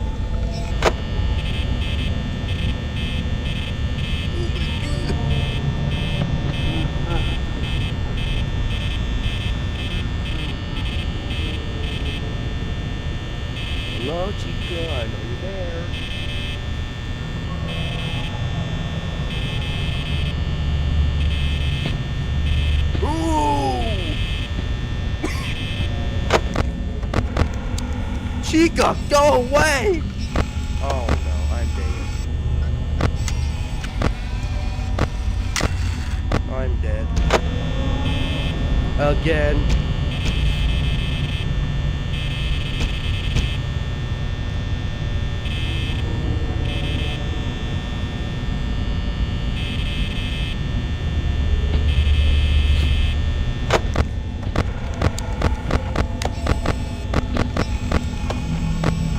At least Chica's gone. Oh no, they're moving.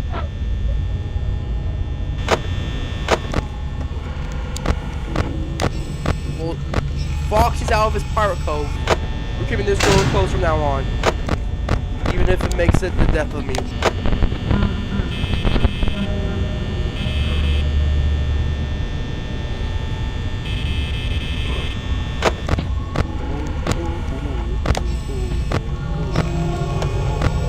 Come on, Freddy. Can you and the gang just be friends with me? I'm not.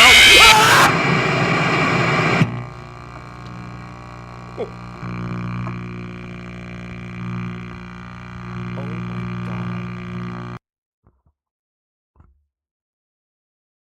See, the reason why I didn't get jump scared by Foxy is because I had half of my headphones off my ears because the phrase would be loud.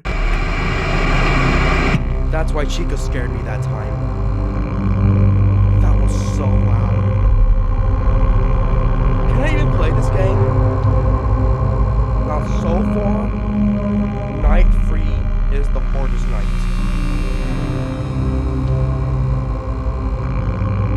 Oh my god. Chica scared me so bad. What time is it? Not what time. How long is the stream so far? It's 3 hours. Oh, to make sure we wait to anybody real quick. I'll be back.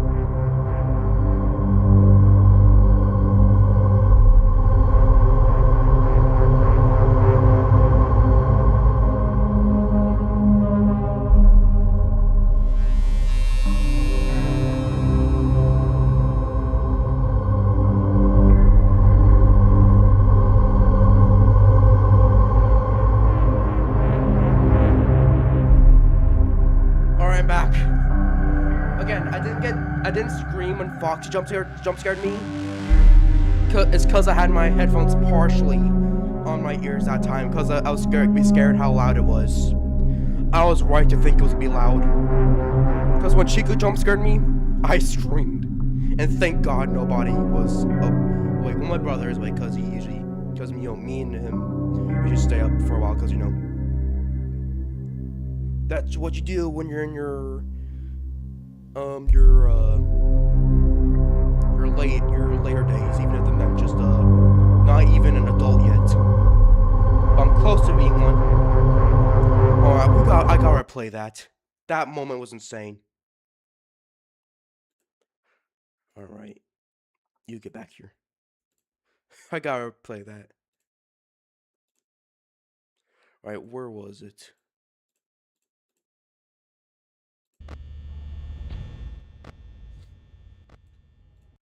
Alright.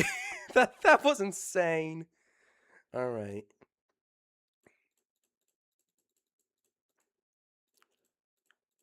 Alright. Oh, it was here. Alright. At least Chica's gone. Little did I know, she was not gone. Oh no, they're moving. Where is it?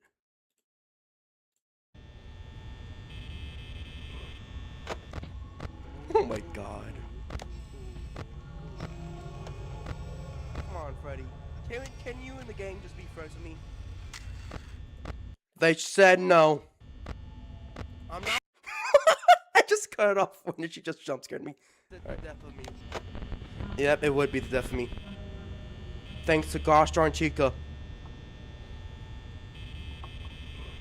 Oh, where'd we go?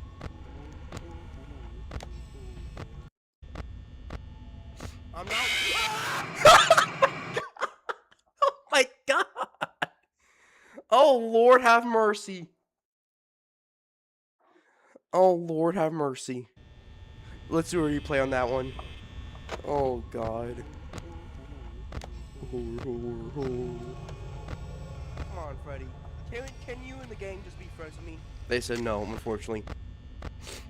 I'm not. Oh, curse you, Chica. I thought Bonnie was gonna be my op, but now I should have suspected Chica this entire gosh darn time. Come on, Freddy. Can you and the gang just be friends with me?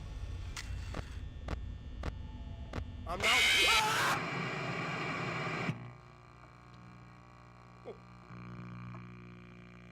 Oh my god. Yeah, and exactly. The eyeball. See, the reason why I didn't get jump scared by Foxy. Well, moving. Hold on. I gotta see that one more time.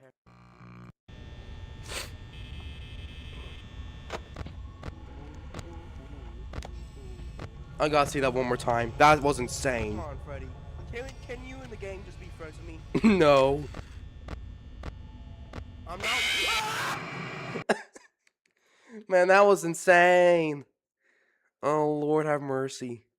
All right.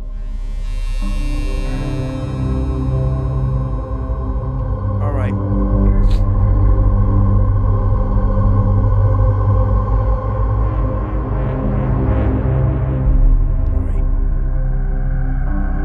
Try it one more time and probably the end stream. I'm keeping my headphones partially on this time.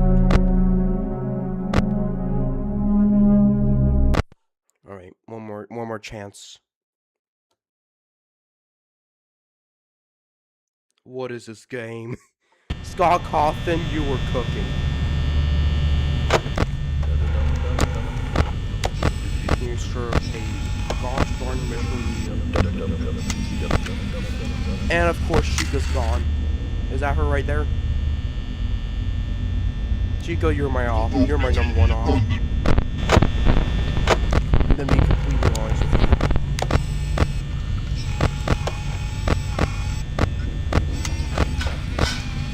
Oh god, where is she now? There's no way Chica cannot be seen.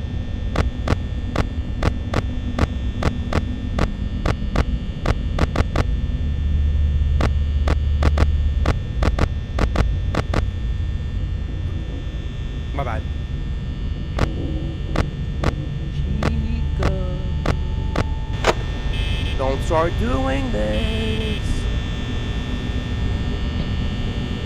Symmetrical. There she is. There she blows.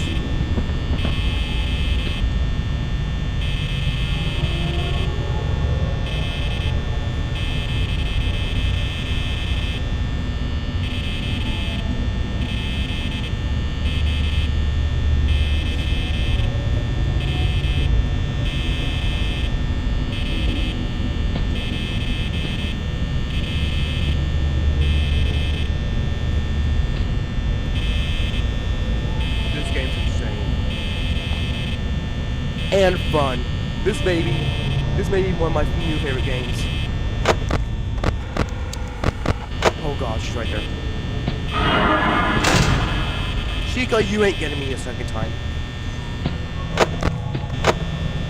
Oh, good old Chica.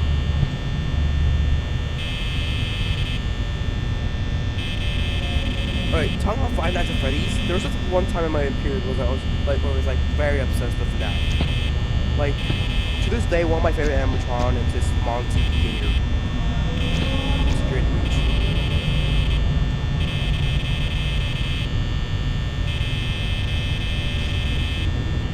Then my brother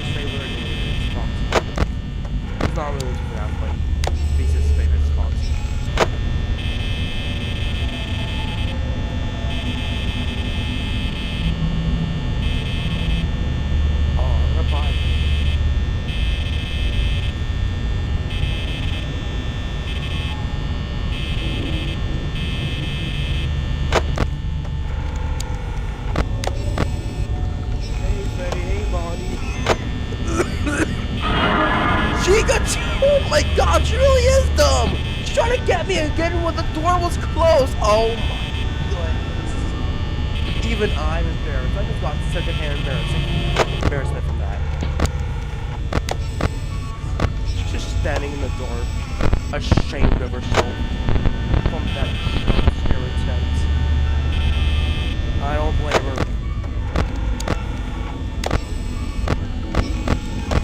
Alright, at least Fox is still in the pirate code.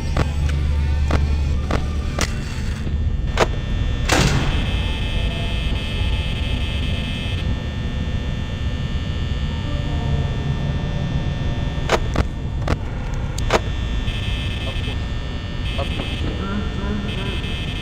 Did Bonnie and Chica swap bodies?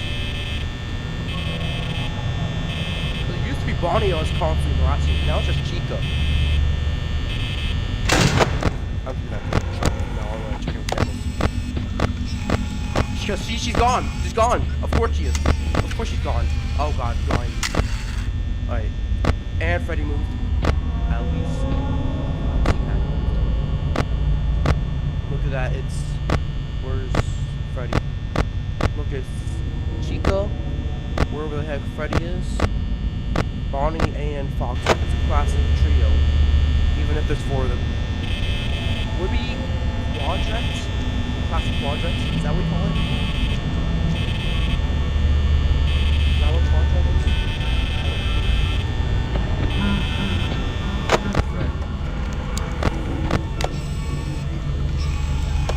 I swear. I've said this before. First off, that's definitely 1% body. Second off, she has the most goofy expressions on the face of this planet. We have given name, the legal name of Earth. Where'd she go?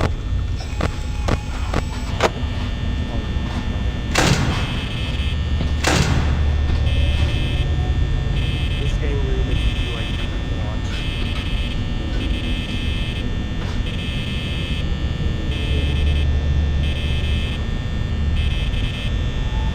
Again, this is definitely the worst night.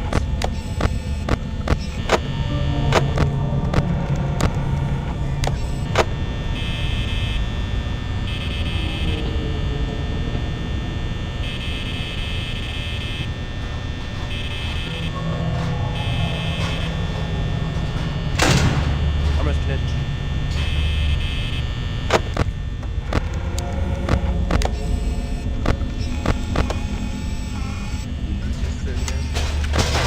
Didn't Bonnie give Scott Cawthon nightmares when he was developing FNAF?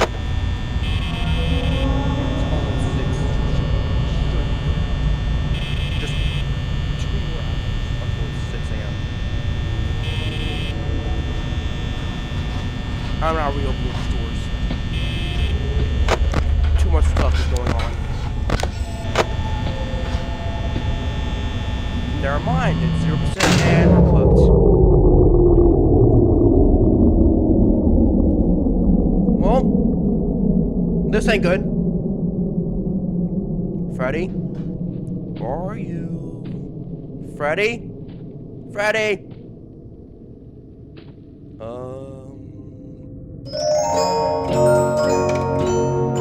Freddy?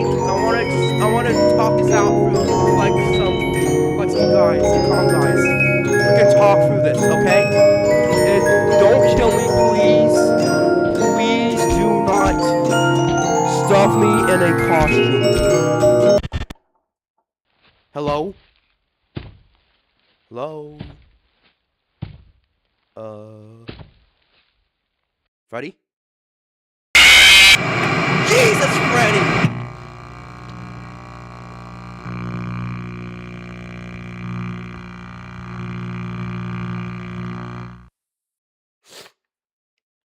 Well, that's Five Nights at Freddy's for you.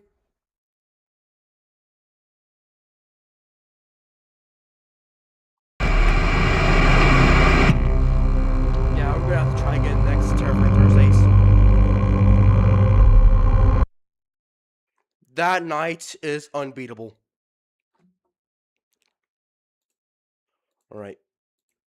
Either way, W game.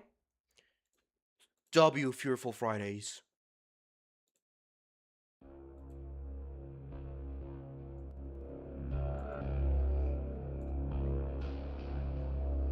Alright, let me just fix all this stuff real quick.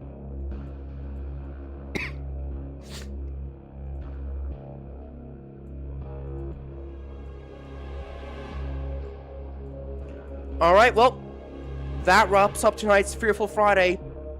I mean, not Fearful Friday, that's Wubsy. Terrifying Thursdays. That wraps up tonight's Terrifying Thursdays. Hopefully you enjoyed it. I know I did. Five Nights at Freddy's was way more scarier than I anticipated.